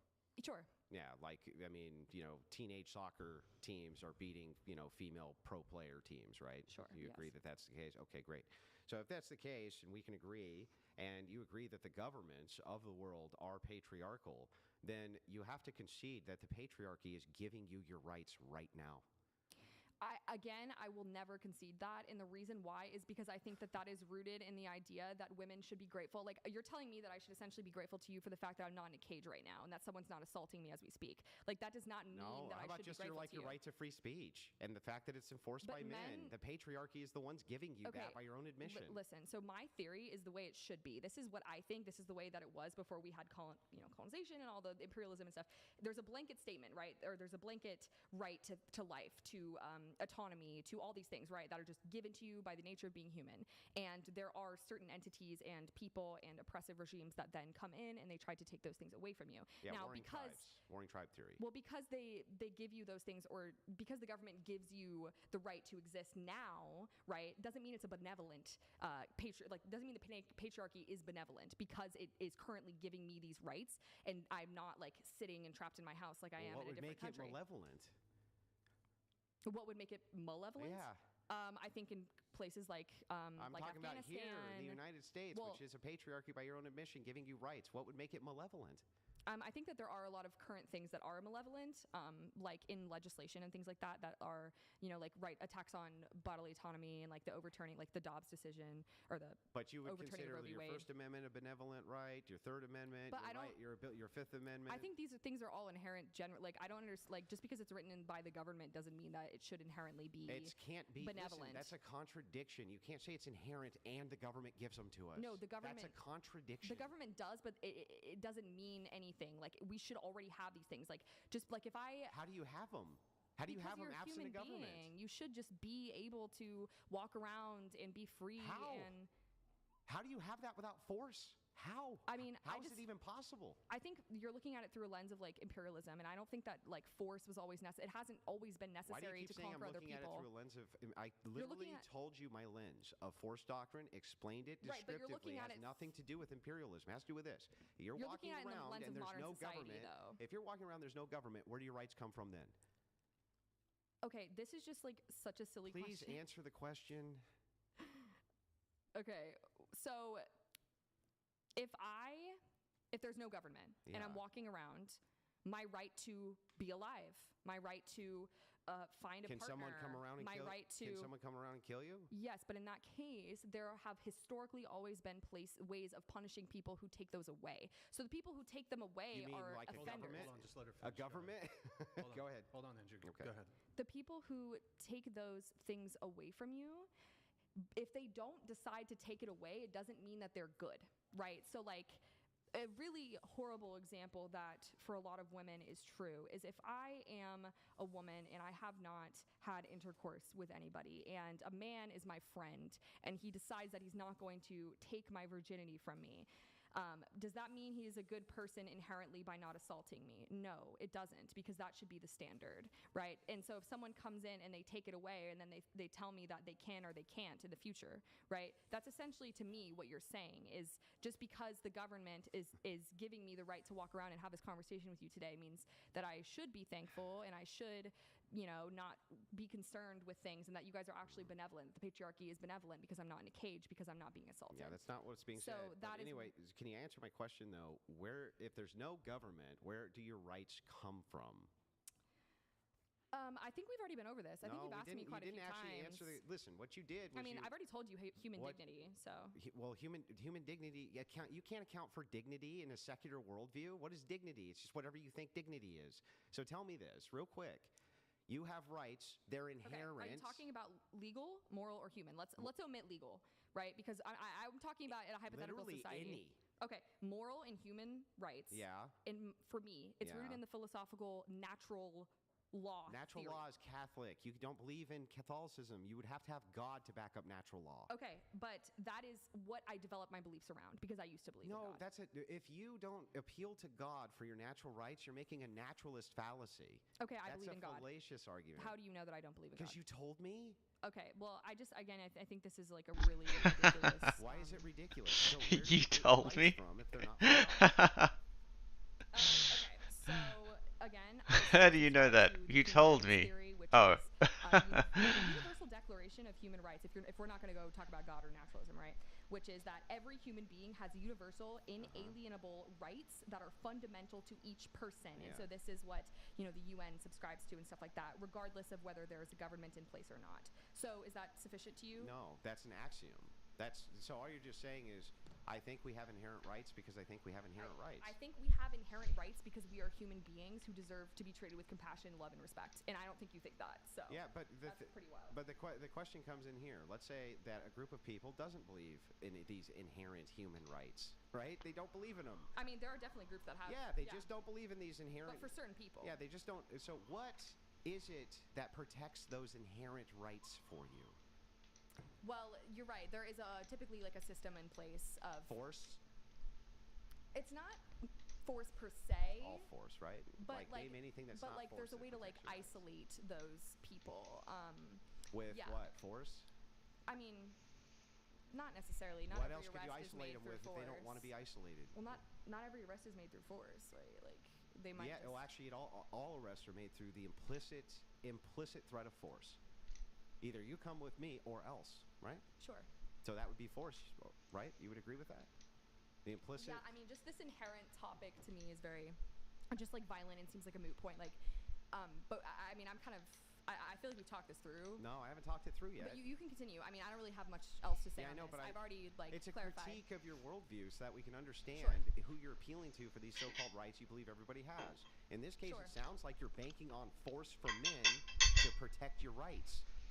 How are you not banking on the force of men to protect your rights if you say they're inherent, but all these inherent rights require force? Well, also men is a generalization. I mean, again, there are a lot of people who are currently working to enforce the system of government that we have. It's not just men, but they all rely on male force, don't they? I just told you that wasn't true. I mean, okay, can you tell me how that's not true? Like, what agency of government doesn't rely on male force? No. My point is, it's not all exclusively men. There are men and women and everyone else as well that work to protect people here. Like in the army, it's not like if you're using force, right? The army isn't just male troops. So like you're saying male. Yeah, there's women who aren't allowed in combat for the most part, almost ever, unless it's by accident, who are in the military. How good is it? It's insane, man. They're not the extras of force. There's not female armies being fielded. What to the protect fuck? Again, like, rights. I'm not super interested in this line of questioning because it just seems like Why do you inherently think I care misogynistic if question. you're interested in it? I want to know the worldview. I think you care because like it's your podcast and like I'm kind of ready to move on. Okay, well you know what? In your next argument, I'll just say, well, I'm just not very interested. Okay. Like, then I'll just talk about my points. What does that do? Well, you're not really letting me talk or like I'm just asking you basic questions. You refuse to answer them. That's it. I just wish you would actually answer the questions, and then we could get somewhere, but you just refuse to. I'm like, okay, so what does that mean? And you're like, well, I just explained it, when you didn't actually explain anything. And then we get to the root of it. So what you keep doing is appealing to patriarchy for your rights by saying, I would never say I appeal to patriarchy for my rights. You say, hey, I want to appeal to men because we need men in order to protect us from the patriarchy, which means you're appealing to men for your rights. It seems like it's a big circle, so I'm just trying to decipher it out. That's it.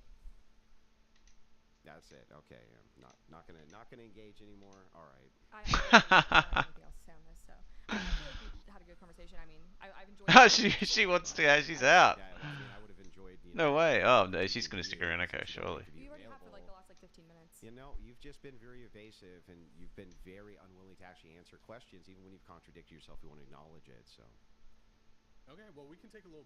I'll have a smoke. There's more prompts, but we'll. I'll have a smoke. Take some audience questions. There's some super chats that we can get to. So we have. Let's see. She's having it. Surely not already. Streamlabs message. Thank you. Oh god, the super chats. I wish I would have gone to school or focused on a career instead. I hear my children are preventing me from freedom. If only these kids weren't alive, I could be happy. All right, just Gerald. Thank you for that. Thank you, Appreciate Gerald. it. All right, and if you guys are enjoying the stream, be sure to like the video, please, and make sure to. Oh, if you're watching on Twitch, go to twitch.tv/whatever. Drop God, us it's the a biggest bait follow having and Prime TTS sub. being $100. And Because you know it's going to diddle someone so much at home that they won't be able to help themselves and pull out the card. This is from earlier. This came in. I saw this. It's brilliant. Why would anyone care if you leave? Who are you? You're supposed to be defending your worldview. W. Andrew from Cole. Thank you, Cole, for the super chat. Do you want to respond to this, or? Oh, sure, yeah. Yeah, my name's Kylie Brewer. I'm sort of like an up-and-coming, like, activist type person. I feel like I have, my goal here was to educate just about feminism generally. So, I'm sorry if that hasn't, like, held up to your standards. But yeah, if I do leave, I think the debate would end. So I think that might be why people would care. But anyways, thank you for your comment. We have Chaotic Fuzz. Why are you letting her hold the debate hostage? She's being a child saying, if I don't get my way, I'll leave. It's disrespectful to the platform and listeners. I think it's disrespectful to be talked down to the way I am. So that is why it's not just about like leaving and holding the platform hostage. It is rather the fact of protecting my integrity, and I would never let myself be in a place where I feel unsafe or like I'm being belittled. So if that does happen and continues to happen, I will leave, and it's not a reflection of, you know, the platform or anything. It's just like for me as well. So. Okay. We have Lucas here. Ma'am, kindly address your emotional dysregulation. It's unimpressive, but more importantly, a telltale sign of an intellectual mediocrity. Oh dear. Wow, a lot of big words here, Lucas. The undertow of cognitive dissonance, fallacious logic, and ultimately a fully metastasized mind virus. Do you want to respond to that from Lucas? Sure. Lucas, it sounds like you pulled out your thesaurus for this, so congratulations on that. But I'd like to say my IQ is relatively pretty high. I'm not going to like talk about where I went to an Ivy League, but that doesn't matter. If you disagree with me, you're going to hate what I have to say regardless of whether I'm intelligent or not intelligent. So, but thank you for watching regardless. Thank you, Lucas, for the message. Little Miss Feminist isn't interested in debate. Little Miss Feminist. Do you want to respond to that? Thank you. Oh god. For me, like a debate is Amazing, about these exchange people. knowledge, so if it doesn't become that, it feels more like So fucking an amazing. attack on me. I would just will not talk. Well, what it is the Jesus. refutation of ideas, or it can be the sharing of knowledge, also the refutation of ideas. We're here to debate feminism, the idea of debating feminism. I'll even grant 1 point that my opponent got, which was This is awesome. on me, right? Was that I confused the man. It's relatively high, so. Oh, what are you doing? Did, right? Appreciate it. She's just Dumped on digging the myself, hole. right, by misspeaking on one of these things. So there's a concession, but here's what I won't do. What I won't do is let you cross your arms and throw a fit and refuse to engage. When you go, no, I'm just not going to engage anymore. It's like, well, then.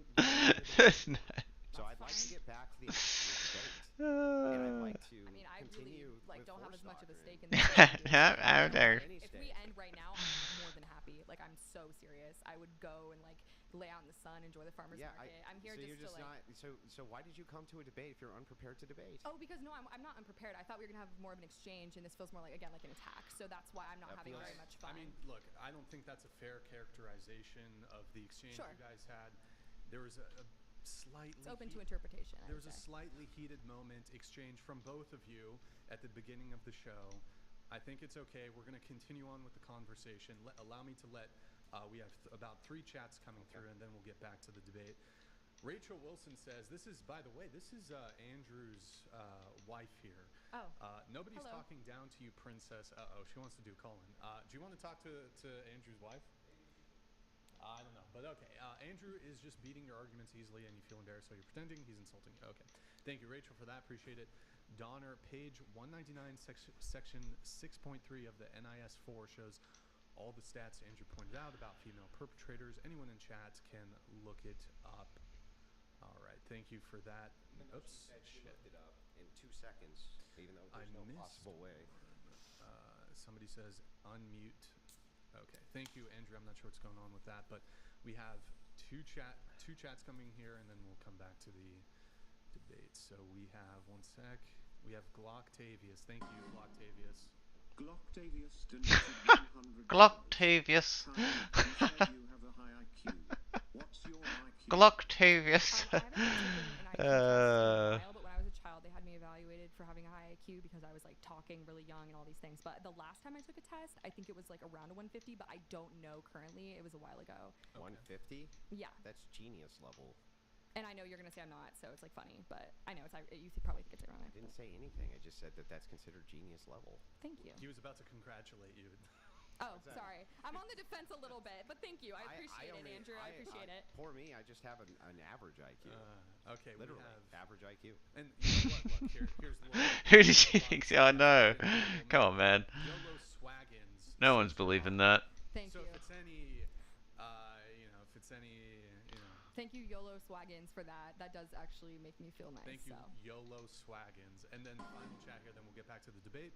Six-pack Chad donated Six-pack. $100. Fucking Chad. Brian. That's Didn't nice. go to school for 4 years to be talked to like this. The girl boss can't handle the big meanie Andrew. You are the most insufferable broad I've ever seen on this show, including the hookers. We have had a couple hookers. Yeah, I've actually had that said to me quite a few times. So I'm sorry you feel that way, but I'm glad you like Andrew and like you guys have that sort of connection. I think it's important to have people that you look up to in content and stuff. And so getting back to the debate at hand, Andrew, did you want to continue on with the force doctrine I do. conversation? But like, I need you to actually engage with my inquiry. The reason I maybe Oh, I thought we were going to switch explain it. topics. Oh, we're staying on this one? So Well, I think he wanted to just Yeah, finish it, we but weren't done with we'll it. respond soon. Okay, okay. Yeah, so the reason I want you to engage with it is because it's a falsifier for your worldview. Okay. And Sure. if you refuse to engage, it looks like you're just refusing to allow the falsifier for your worldview. So can we get if we can get back to it, I'd like to. My question starts with inherent rights. You claim that they're inherent, and I'm asking you, if a government's not giving them to you, and God's not giving them to you, where are they coming from?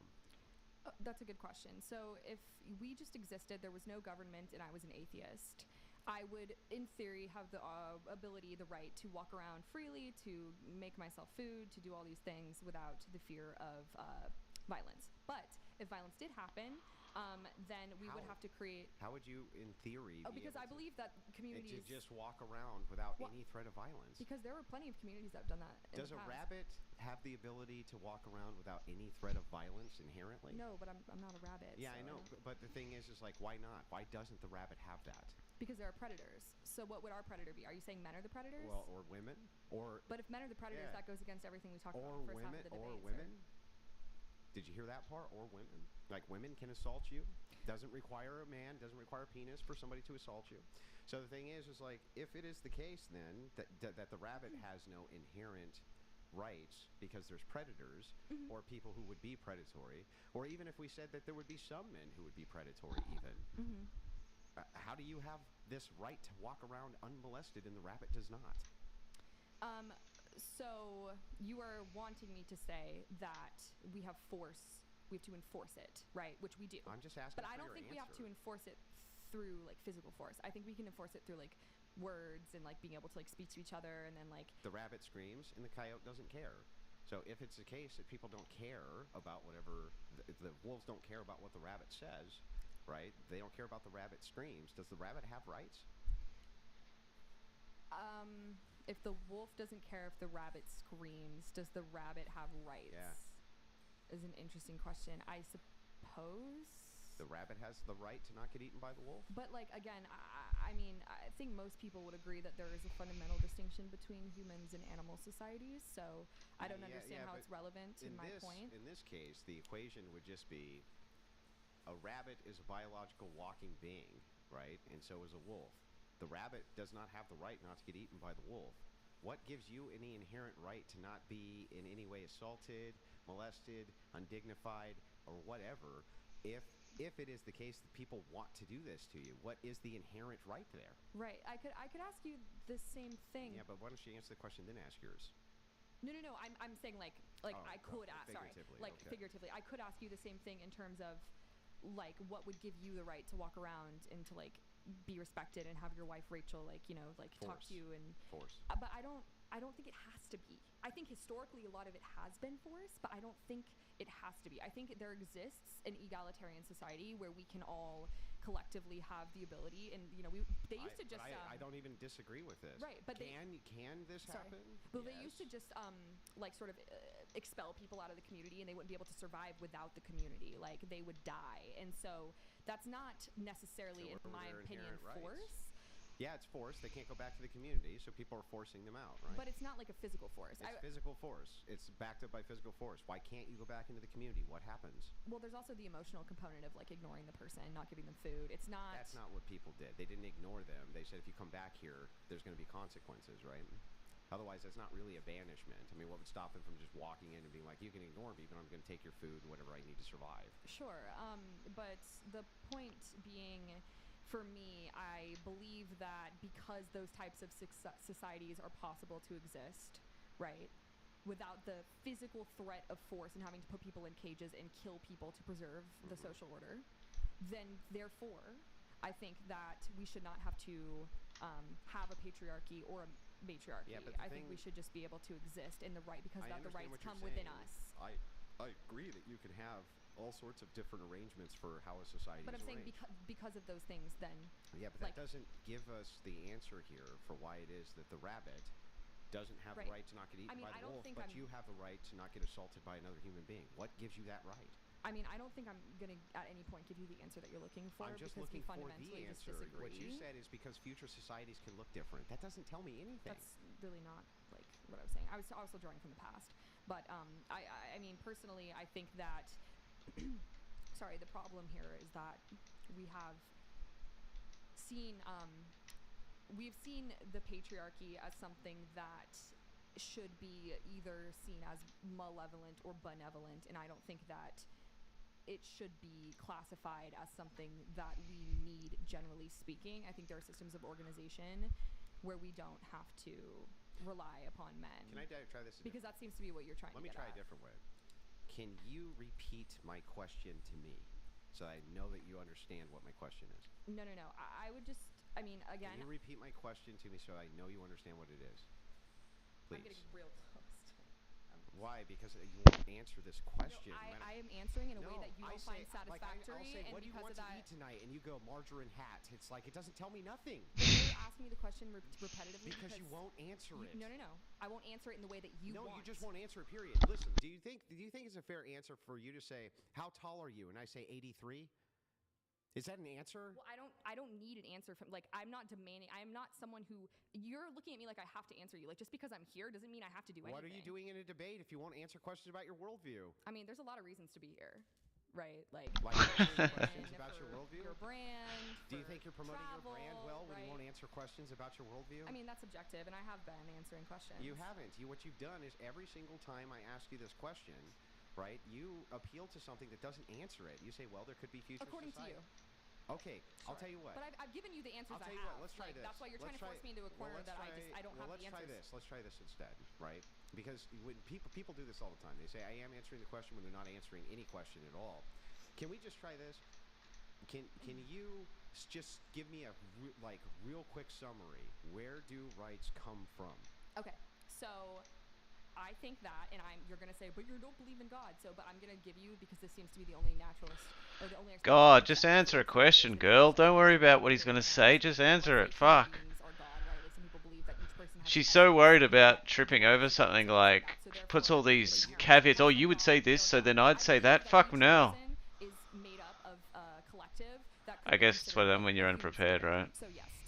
But you don't believe in God. But a human spirit to me is God. So I think that each person has the ability to self-govern, and those rights are given to us by ourselves, because whether we're God or not, the rights come from us. Okay. Yes. So and that's coming from the humanist perspective. So rights come from you, the individual. That makes that's at least an answer. So rights come from individuals. So how do individuals then, if they grant themselves these rights, keep them? By communication and compassion. I'm an optimist, so ideally we don't have to use force. And somebody does not want to agree with you and says, I don't care what you say, what happens then? So, okay, I will concede your point that to preserve the order, to preserve rights, sure, you would have to appeal to force. Then there are occasional needs for force. Sure. Okay, well, let me make this. Because I know that's what you're trying to. Let me make this even get me to say. wider. Let me make this even wider. I don't believe that you can name any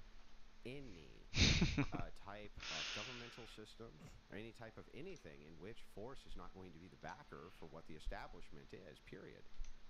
I don't even think it's possible. Like, how could it even be possible Okay, that you're not so always let's appealing say to force? let's say I concede. Then what's your point? Like relating back to My point is men are that the you're enforcers. you're always going to be appealing to men for your But rights. why do men have to be the enforcers? Like, let's say your force is like force Men dominance. can't overpower men. Only men can. But weapons exist. So like, what if And women? who's better with weapons? And who makes weapons? Okay, but what if like women somehow take over all the weapons and going into this hypothetical, right? Sure. Yeah. Women take over all the weapons. We teach each other how to use it, Sure. and men can't do anything. In theory, could then a matriarchy exist? So I could say that it would. I'm genuinely curious. Yeah. So I could say it's logically possible, but just so you know, when I say logically possible, Superman's logically possible, Wolverine's logically possible, all the X-Men are logically possible. I could say that this is logically possible, that women could seize all the means of production, all weapons, and enslave men. Logically, there's no contradiction. The descriptor for reality, though, is that I would say descriptively in reality, it's impossible that women could never overpower men collectively, take over any means of production, nor begin to produce weapons ever and have any great effect if men didn't want them to. It's not even possible. I don't Okay, see how it's possible. so your conclusion though is based off of this scenario that you are saying isn't possible, but you're saying it's logical. So Yeah, but you I mean, need to I understand- disagree. I think it is possible though. Like, But try to that's understand an the difference opinion. between logical possibility, which just means Right. no contradiction. Yes. So almost anything's logically possible. Yeah. Right. It just seems like. Like there's a world in which you're a man and a misogynistic man. Sure. That's logically possible. Right. Yeah. So no, but so that doesn't tell us much, right? but I'm saying like your force doctrine though, like you're saying. Okay, so let's say I agree with the fact that force is necessary to keep a Necessary society. precondition. Yeah. Right. So let's say I agree. Yeah. But then your conclusion that you're drawing is that therefore so because of this, then men are the enforcers, right? Because they're physically bigger. Therefore, then men give us our rights. Yeah. Well, no. Right. I'll give it to you in this premise form. It would Okay. work like this. Yes. Women cannot collectively overpower men. Men can always collectively overpower women because the sexes need each other, literally need each other, cannot be disassociated. Otherwise, there's no humanity. God, what a terrible fucking run. There'll always be a banking of an enforcement which protects women and men and children, and that will always have to go to men because men are the physically dominant sex. So if that's the case, it will always be the case. You have to appeal to men for the very rights in which you think you have, right? Yeah, so I mean, I think that what follows, based off of what you're saying, makes sense. But I'm still going to always disagree with the fact that women, like your initial statement that women cannot overpower men with weapons. I think that would be. Can you name a time ever? If it has, yeah, No, 0, it 0, can. fucking Just hell. because something hasn't happened doesn't mean it can't. Wolverine can happen. Right, Superman but then can we happen. can go on with this forever, right? But No, like, but not really, because if we're talking about descriptive reality, do you honestly believe that you're only disagreeing with this because you just don't want to agree, right? Because you said, I agree that what you're saying it makes I sense. just but fundamentally still don't think disagree. this is like a very That's because it applicable refutes your topic. entire worldview, because you'd have to say Productive. You would have to I appeal mean, to I just men literally have for so your many rights. pages here of like Yeah, but things this that is I the would most rather be important talking point. about. Like, I don't understand. This Like, kicks the pillar of your worldview out. Do you need to appeal to men Kicks the pillar. for you to be safe or not?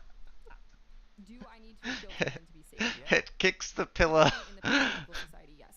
Should we have to? Is it possible for us to not have to? Yes. But Then currently, Then do we? men are, Yes. and do men protect you? Not always. No, but mostly. Unfortunately, But- no, but not even aren't mostly. they the ones who are? Aren't they? Yes, mostly. I'm sorry. Are most women Well, it dying? just Are depends. most women dying from violence? No. So they're mostly being It protected depends from on what violence. you mean by like protect though from harm. Like there's just a Like lot you of live, ways or like that let's women are see, harmed like by you men live, on a like day-to-day you live in a basis. nation in which you're granted massive amounts of rights. You're protected while you sleep. You can dial 911, have officers there almost immediately in most places. But you're attributing all that to men.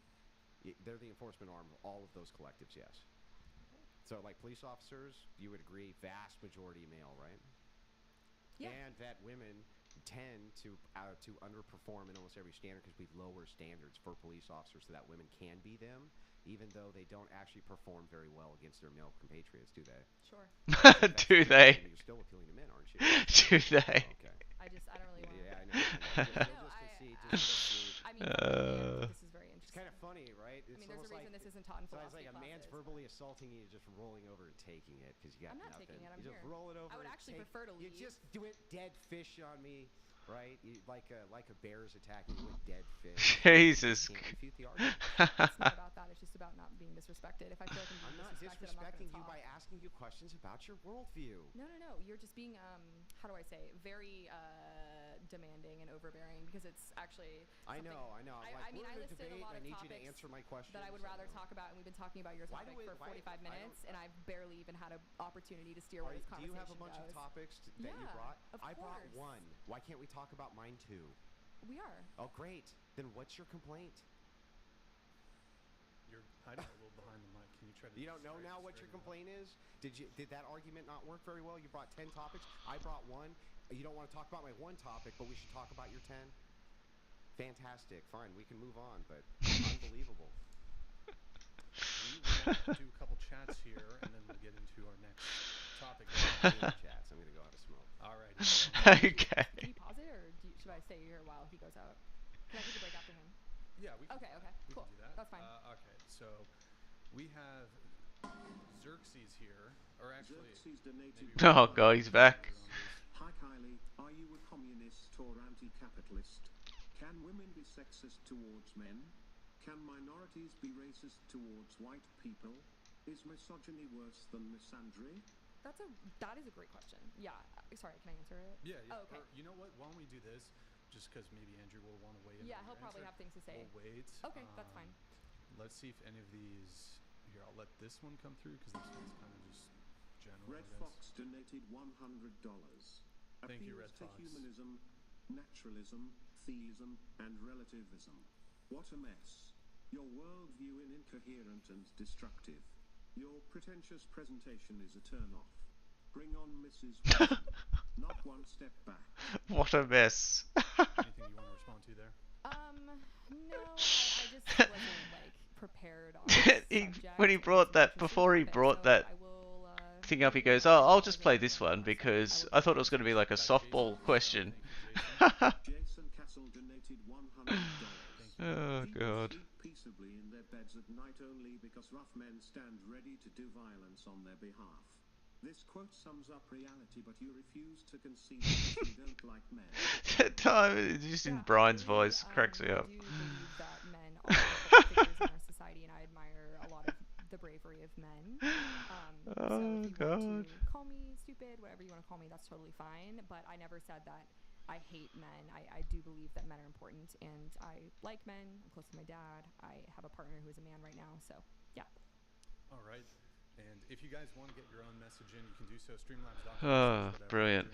$100 TTS. We have Jordan Flores here. Hey, thank you, Jordan. Appreciate it. Jordan Flores donated $100. Thank you. Can someone tell her that the restaurant kids menu crossword puzzle isn't an IQ test? Also, ironically enough, when she Jesus. mentions quitting every 15 minutes, it proves Andrew's point. Yeah, Jordan, I'm not like mentioning quitting. I'm genuinely trying to leave here because I do not enjoy this environment. It's very hostile. And I know that the restaurant menu is not an IQ test. That's kind of a funny joke though, but thank you. Okay, we have some super chats here. Honest question for the feminist. How's feminism in any way about equality when every single policy and law it advocates for is literally a move away from equality? Even Charles Fourier, who coined the term feminism, was a staunch misandrist. Maybe a little typo there, but do you want to answer Manny's question here? Yeah, so, I mean, again, that's an absolute, not every policy is about a move away from equality. Feminism has never been about female supremacy. It has been about the importance of creating equality between the sexes and creating protections from, for women in various areas, economic, political, whatever it is. So, yeah, I don't know if that answers your question, but. All right. We have Andrew back here. Manny, thank you for that soup chat. We have 2 from Lucas here and 2 more. It looks like some on Streamlabs. Lucas, thank you, man. Honey, you don't want to go toe-to-toe on credentials and alphabet soup with me. I assure you. The alphabet soup is far more expansive than the law degree that Brian and Andrew might possibly be aware of. That, notwithstanding, as logician, rhetorician, rhetorician, and debater Andrew continued is superior to me by order of magnitude. Rest assured, that piece of paper signifying your full-fledged years of imbecilic indoctrination is meaningless. Oh, but hey, how many genders are there? Would love to hear your take on that. Do you want to respond to him on that, or Lucas on that? Bathroom break. If you have anything to say, because remember I was gonna. Yeah. Do you want to do a quick response to Lucas? Or, Yes. And then feel free to take a break. Yeah, that's an interesting question. I think that for me, I believe that sex is biological, so it's what's assigned at birth. You know, so it's like male, female, and then gender. I think is really like open to interpretation, but like definitely, you know, man, woman, trans man, trans woman, non-binary are the ones that I really like. You know, see pretty often, but you know, there's room. I mean, I just think it's very individual. So, but yeah, good question. Okay, yeah, feel free to take your break. We'll read a couple chats here. All right, we've got one sec, guys.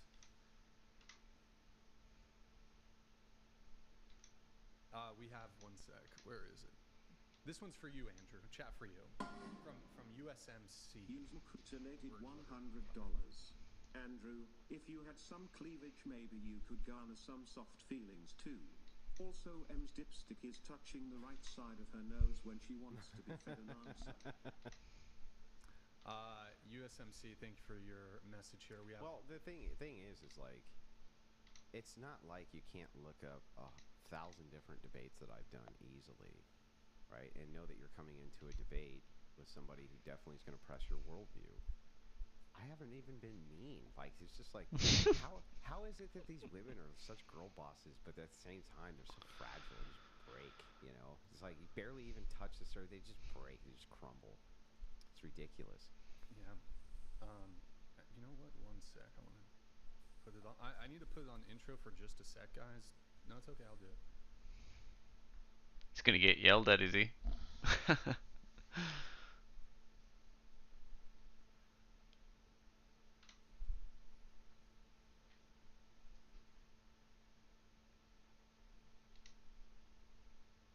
Sorry about that, guys. Folks, we're back. Just needed a little private word there with.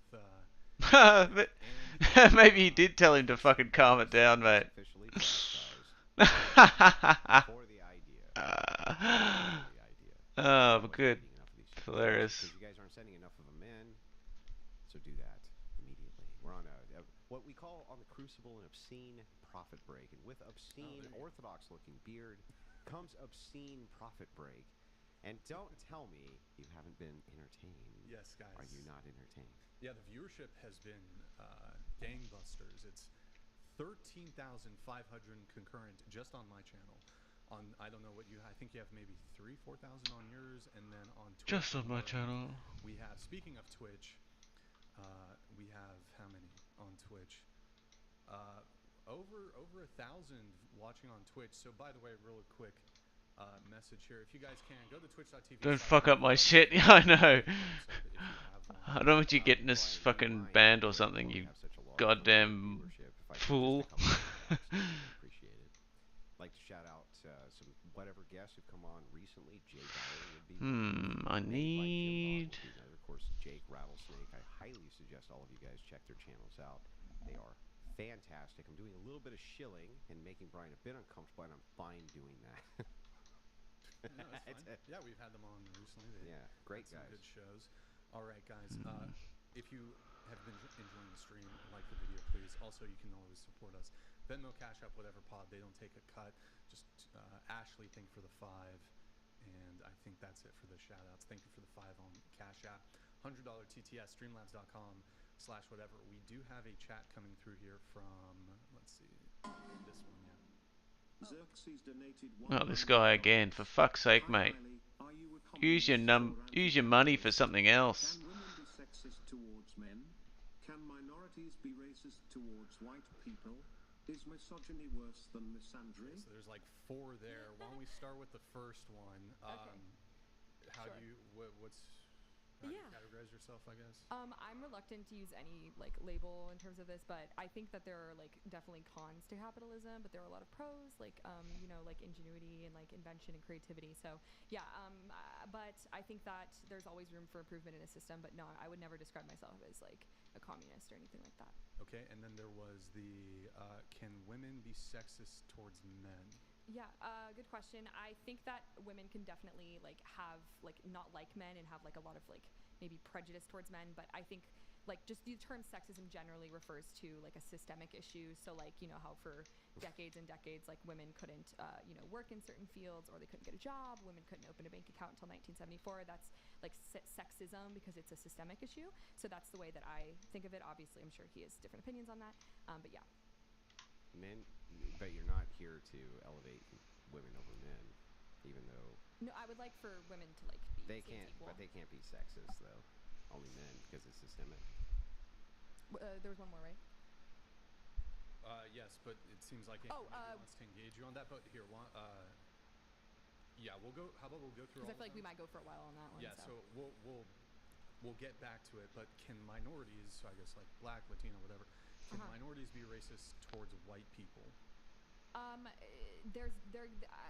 Yeah, like there's definitely a level of like maybe strong dislike or like maybe like prejudice towards white people, but I would say the same thing about like serious like racism is like systemic. Like there were laws to uphold it, like you know Jim Crow laws and a bunch of other laws to uphold you know even like the institution of slavery, which is really you know for like hundreds of years. And so because of that, the racism that is embedded into like our laws, whether on purpose or not on purpose, in the United States is systemic, and so that makes racism primarily that way.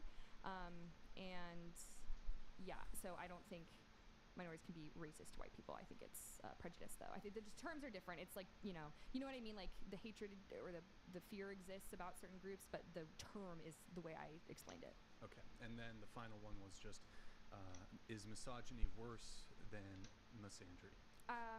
Yeah, I would say so, and the reason why is because misogyny is built into laws and policies as well, versus misandry is just like a lot of the time is rooted in genuine fear. It doesn't make it, you know, okay, but I think like it's better to, you know, see people as they are. But I think misogyny is again more of like a deeply systemic issue, and a lot of violence, gender-based violence, is rooted in misogyny, which cannot necessarily be said for the other way around. Obviously, there's always exceptions to everything. Got it. And then so Andrew, there was the can women be sexist towards men? Can minorities be racist towards white people? And then So I categorically reject these definitions. These are what are called institutional definitions. What they are is they're definitions in order to reinforce a worldview rather than actually give descriptions for what is reality. So if we're talking about race, for instance, right, and racism, if you're talking about what are perceived racial groups, why couldn't minorities be racist towards the majority? Well, what academics do is they play this pretentious game where they're like, well, What the fuck? well, that's also. hold on. Can you just? I hate to interrupt you, Andrew. Can you just? Can Yes. you repeat what you just said to me privately there? Yes, I will be needing to leave at 6 p.m. So for anyone who is leaving, or who is watching and not 6:30, because I have a lot of reasons, and one is that I have to drive 2 hours tonight in the dark. So I would like to leave at 6 p.m. and I'm making that known, and I hope that all can be fulfilled. But can you specify? I mean, you agreed to do 6:30, I thought. 6:30. That was the agreed upon. Right. Yeah. I mean, again, asking me to continue to explain myself is a little bit tiring, but there's a lot of reasons. I mean, I have some health issues. In the dark. Sitting here for this prolonged period. I was not told, by the way, that this was going to be 3 hours. I thought it was going to be an hour max. So I really, We didn't specify that it was going to be an hour max. So No. I actually was very poor communication on your end. But anyways, Communication on your end, you're going to show and you didn't bother asking how long it was going to be? no, I did when I got here, but I will be. Wait. When you got here? I'm leaving at 6. Okay, so we can have as much of a debate as we want. Okay. Yeah, we And understand if you're that's leaving not at 6. satisfactory, I will leave now. Like, I'm just letting you know. Like, this is not for me that I am enjoying. You whine so much. You're such a whiner. You just whine and cry But yeah, about I'm just letting you know. I But, don't. but what was the other thing you said? I that can't do a debate. He's going to ask me questions about my worldview I wasn't prepared for. I'm just here to teach and monologue, and I I'm don't just want it. saying, I don't want it. It's fucking ridiculous. If the I signed something about coming So here she about making agreed. an She appearance, agreed to 6:30 right in front of me. Like, and now she's retracting it. It's like, what is going on? I don't know.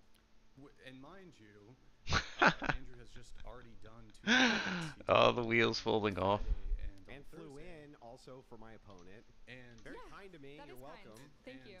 Those debates. I also don't live here. I flew in. I'm in Chicago, so. Right. Those debate. Wait, I'm a little confused. You flew in. I flew in. I have family that lives an hour away, so I spent a little bit of time with them this morning, and then I'm going to see them again before I fly out tomorrow. Well, okay.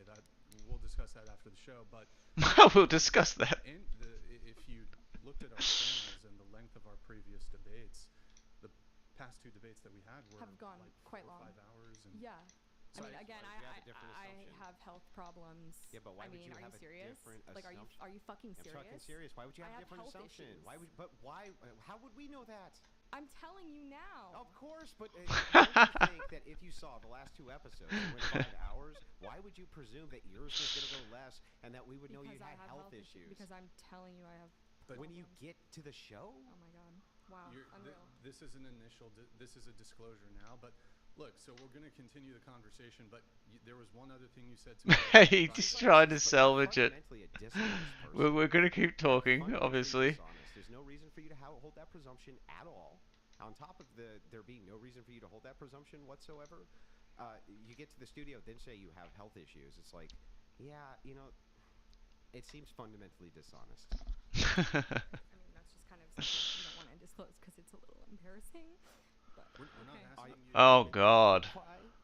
Look, Strong we're woman? not asking I thought you were a strong look, woman. I hope you guys have a really hold good day. on, I'm hold on, leaving. Hold on, No. Andrew. You're gonna We're not cry? asking. The sympathy.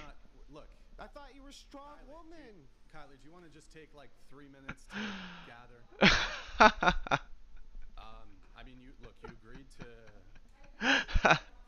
Shit. Yeah, you can't just This has been one of the well, greatest someone debates for yet. 2 minutes and I'm just gonna leave and get. It's got it all. Look, Kylie, just take a 5-minute breather. You still there, Kylie? he's Look, you wanna still take a there. 5-minute breather, come back, and we'll talk more. Okay. All right. Here, I'll do some chats. He's trying to keep the wheels on. Let's see here. We have. Oh boy, there's a lot. Oh, there's a lot. And Yeah. we were about to get into a really good segment there when it came to is misogyny worse than misandry? Can you be sexist towards men? Can women be sexist towards men? Oh, So he's let's do this. he's frothing at the topics that could have been discussed. Wait, Kylie. Okay, that's fine. All right. All right. So we have Red Fox here. Red Fox donated Red $100. Fox. Ryan, great job as a mod. Andrew, I am sorry Bullshit. you have been putting in so much work and this is the quality of your opponents. Yes. Glad your family is safe. She's going to sue the channel. A few of you in chat who are like, She's going to do the denims well, here's the thing. template. Engaging in good faith, engaging in a typical debate. They're you know what I mean? And the whole time it's been all about tone and Andrew's bad and this and then it's like, and then we get to it. She lied through her teeth. She agreed to 6:30 before the cameras rolled. I'm telling you, she not only agreed to it, but basically, I mean, they discussed it, and she was like, "Yeah, 6:30." Then she changes her mind, right? And then kind of was very dishonest about the reasoning behind it.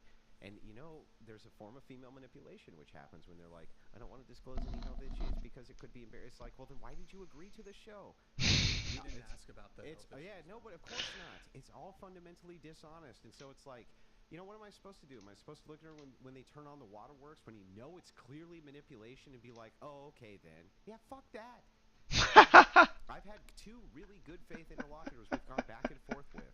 I don't hold any Fuck that. towards them, but it's like, you came to do the debate. I flew out here to do the debate. Do the fucking debate. Stop. You know what I mean? Just do the debate. Yeah, and I think we've been probably very, I don't know if charitable is the right word, but almost Bent over backwards. yeah, it's not like, you know, Super annoying. really like she was trying to dictate terms. And look, to the audience, I know you guys didn't like that I was trying to kind of placate things a little bit, but like I was telling Andrew, just in furtherance of ensuring that the debate actually happens, if you got to, walk back an What inch, dumbasses in the audience didn't want him to try and to be able like to make it further placate considerably, everything? Like, do you want content or what not, we'll you do in fucking super chats idiots? while they come through, Gerald, If you just piss her off immediately, she's not gonna hang around. You're not gonna get anything. Okay, JJ Mad, thank you for that message. Let's see here. We have. I'm honestly kind of lost on some of the chats here. Okay.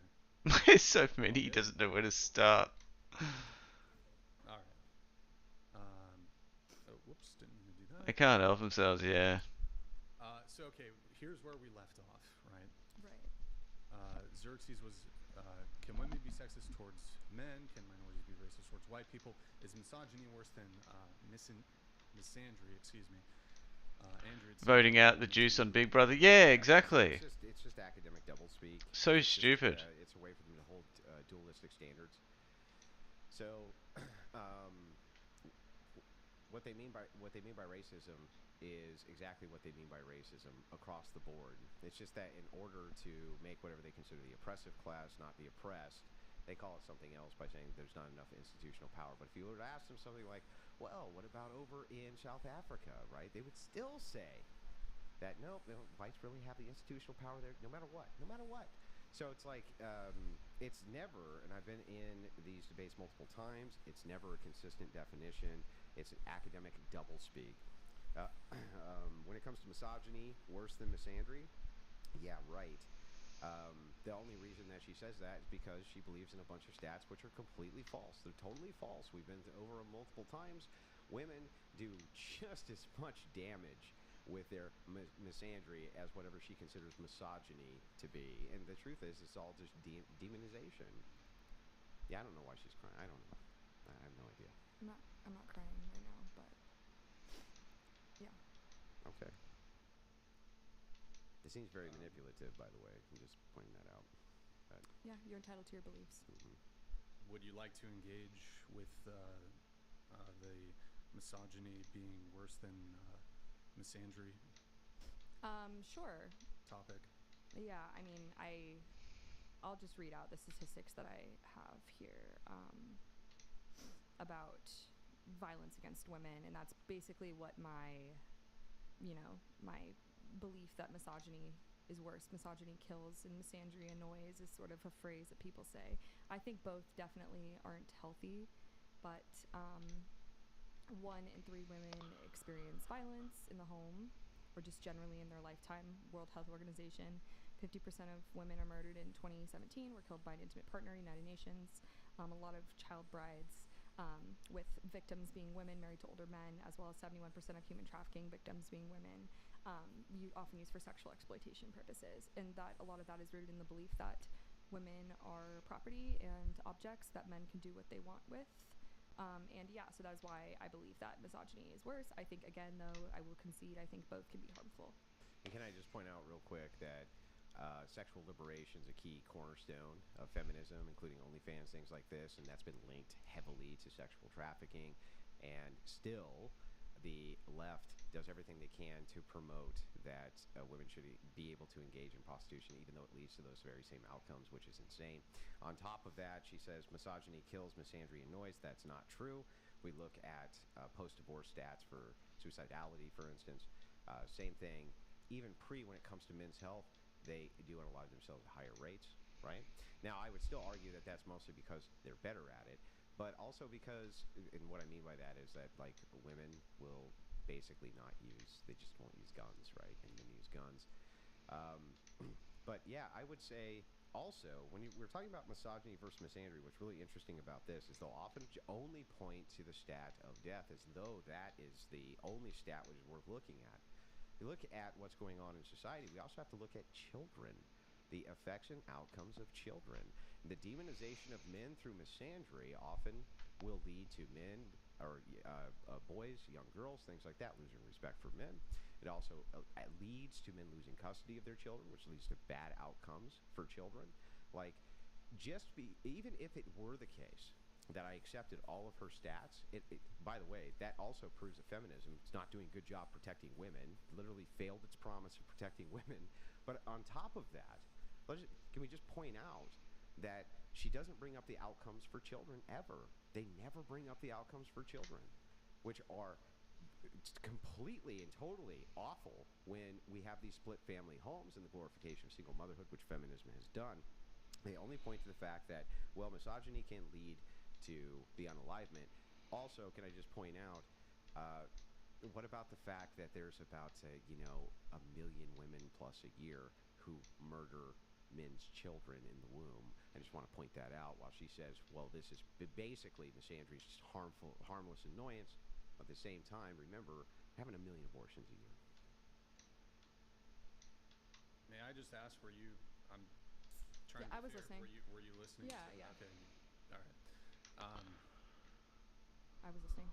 Okay. Do you want to Sure. refute or counter? I think that respond? like being pro-choice, the way that it's defined about taking life is always going to be open to interpretation. I think people will think different things about when life begins, and so ultimately the crux of that, it seems like you believe in God. Do you? Mm-hmm. Yeah. So I think that because of that, we will never see eye to eye, because I don't consider it to be murder before a certain point. Like, obviously, like, if the fetus is viable, if there are certain points where I only ever use secular arguments.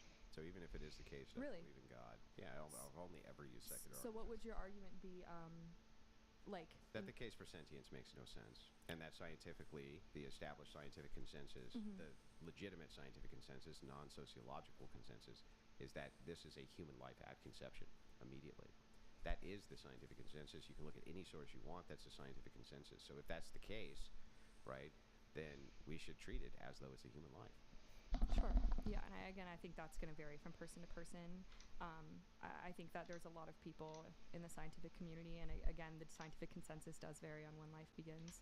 It does not. Because the religious idea is the consensus does not vary. There's no source you could ever look to, and I'm willing to be corrected right now live. There's no source I've ever been able to find which refutes that the scientific consensus is that human life begins at conception. Oh, thank you. There would be no other way to determine human life. Other than that, it began at conception. You wouldn't even be able to determine it another way. But you can go ahead. What does scientific consensus say? When does human life begin? Sure. I'll wait.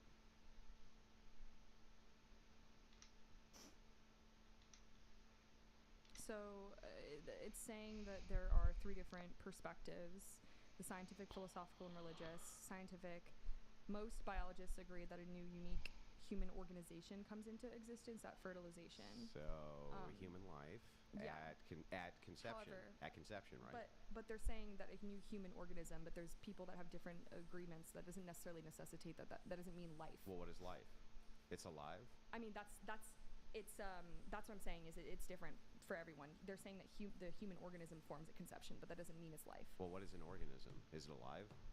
I mean, they're talking about human life. Yeah. Okay, but what? Yeah. She's 100% on ChatGPT. I know. I was just thinking, surely that's like super frowned upon. Like, you can't have a debate, agree to have a debate with someone and just look shit up. Like, you can't do that. I mean, yeah, you can believe what you want. I think just different people are always going to have different opinions on it. And I was just pointing out the scientific consensus. Sure. Yeah. And I was correct, right? Scientific consensus by most biologists, which would be consensus, yes, say that human life begins at conception, right? Sure, yeah. So then what we're left with from the secular perspective is sentience, and that really makes no sense. That's it. So I would always use the secular argument. Okay. Secularists can't determine when sentience begins. Since it can't determine when sentience begins, there's no reason for us to assume it doesn't begin at conception of life. Okay. Yeah, I mean, there's different arguments for, so I understand your argument's more biological. That makes sense. I understand your argument. I mean, there's different reasons people argue for being pro-choice and pro-life. So pro-life, pro-choice, but there's different ways of looking at it, and I don't think we'll ever agree. So I don't know. Okay. But yeah, but good. I enjoy hearing about your arguments and what you have to say. So I've never been, I never heard that specific point. So.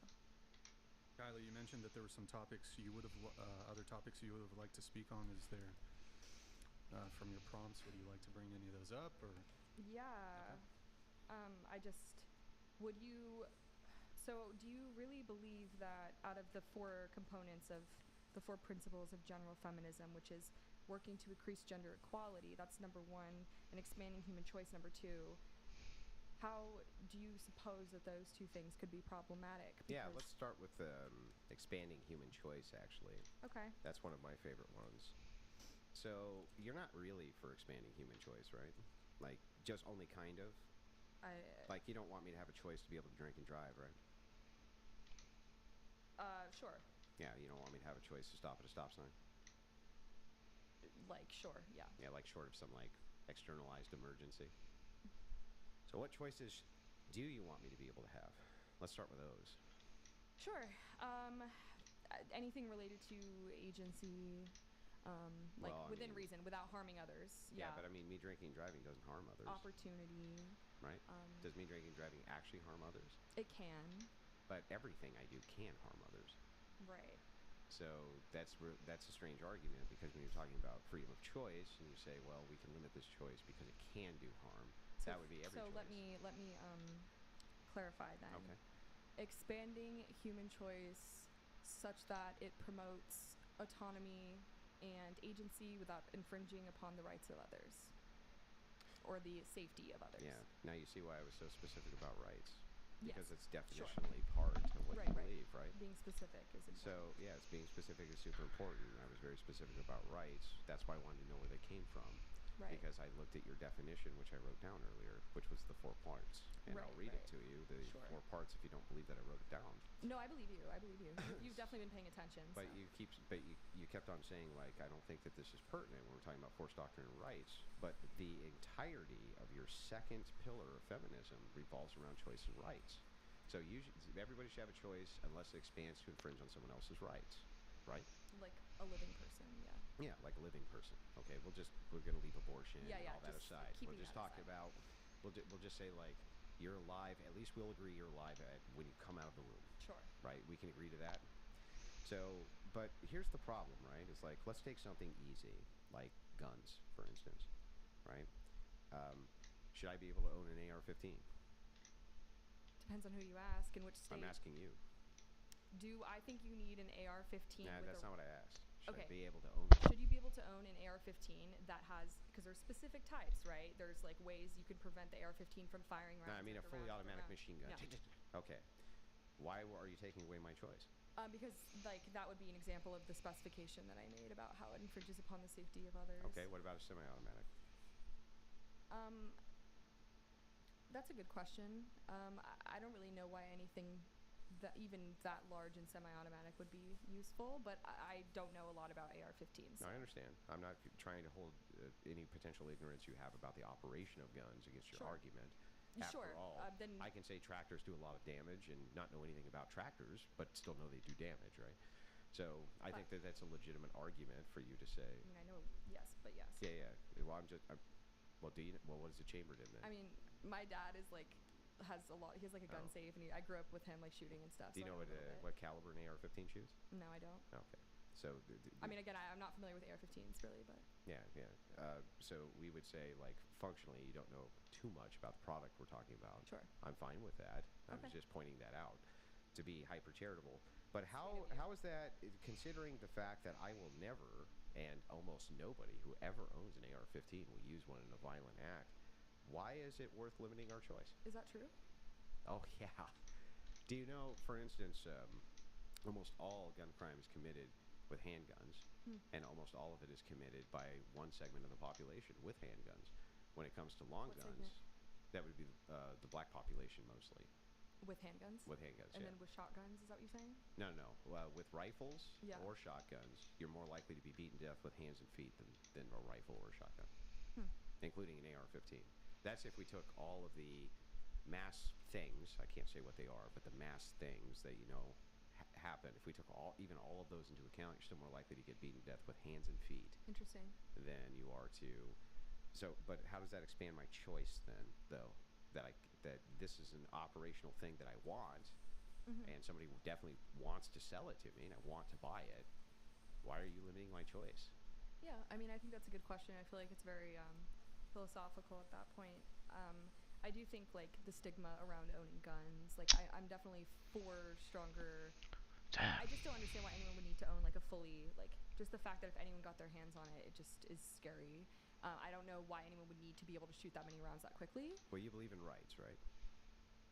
Yes, the right to own guns I do believe is important. Yeah, so that would be a well-regulated militia being necessary to the security of the free state. The right of the people to keep and bear arms shall not be. Holy shit, they've still got another hour. And that is a right.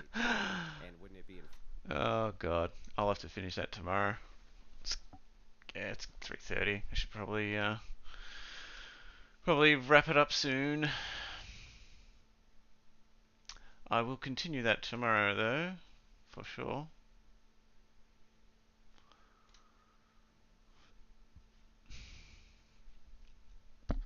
Alright, man. GG's. I'll speak to you tomorrow. Have a good one.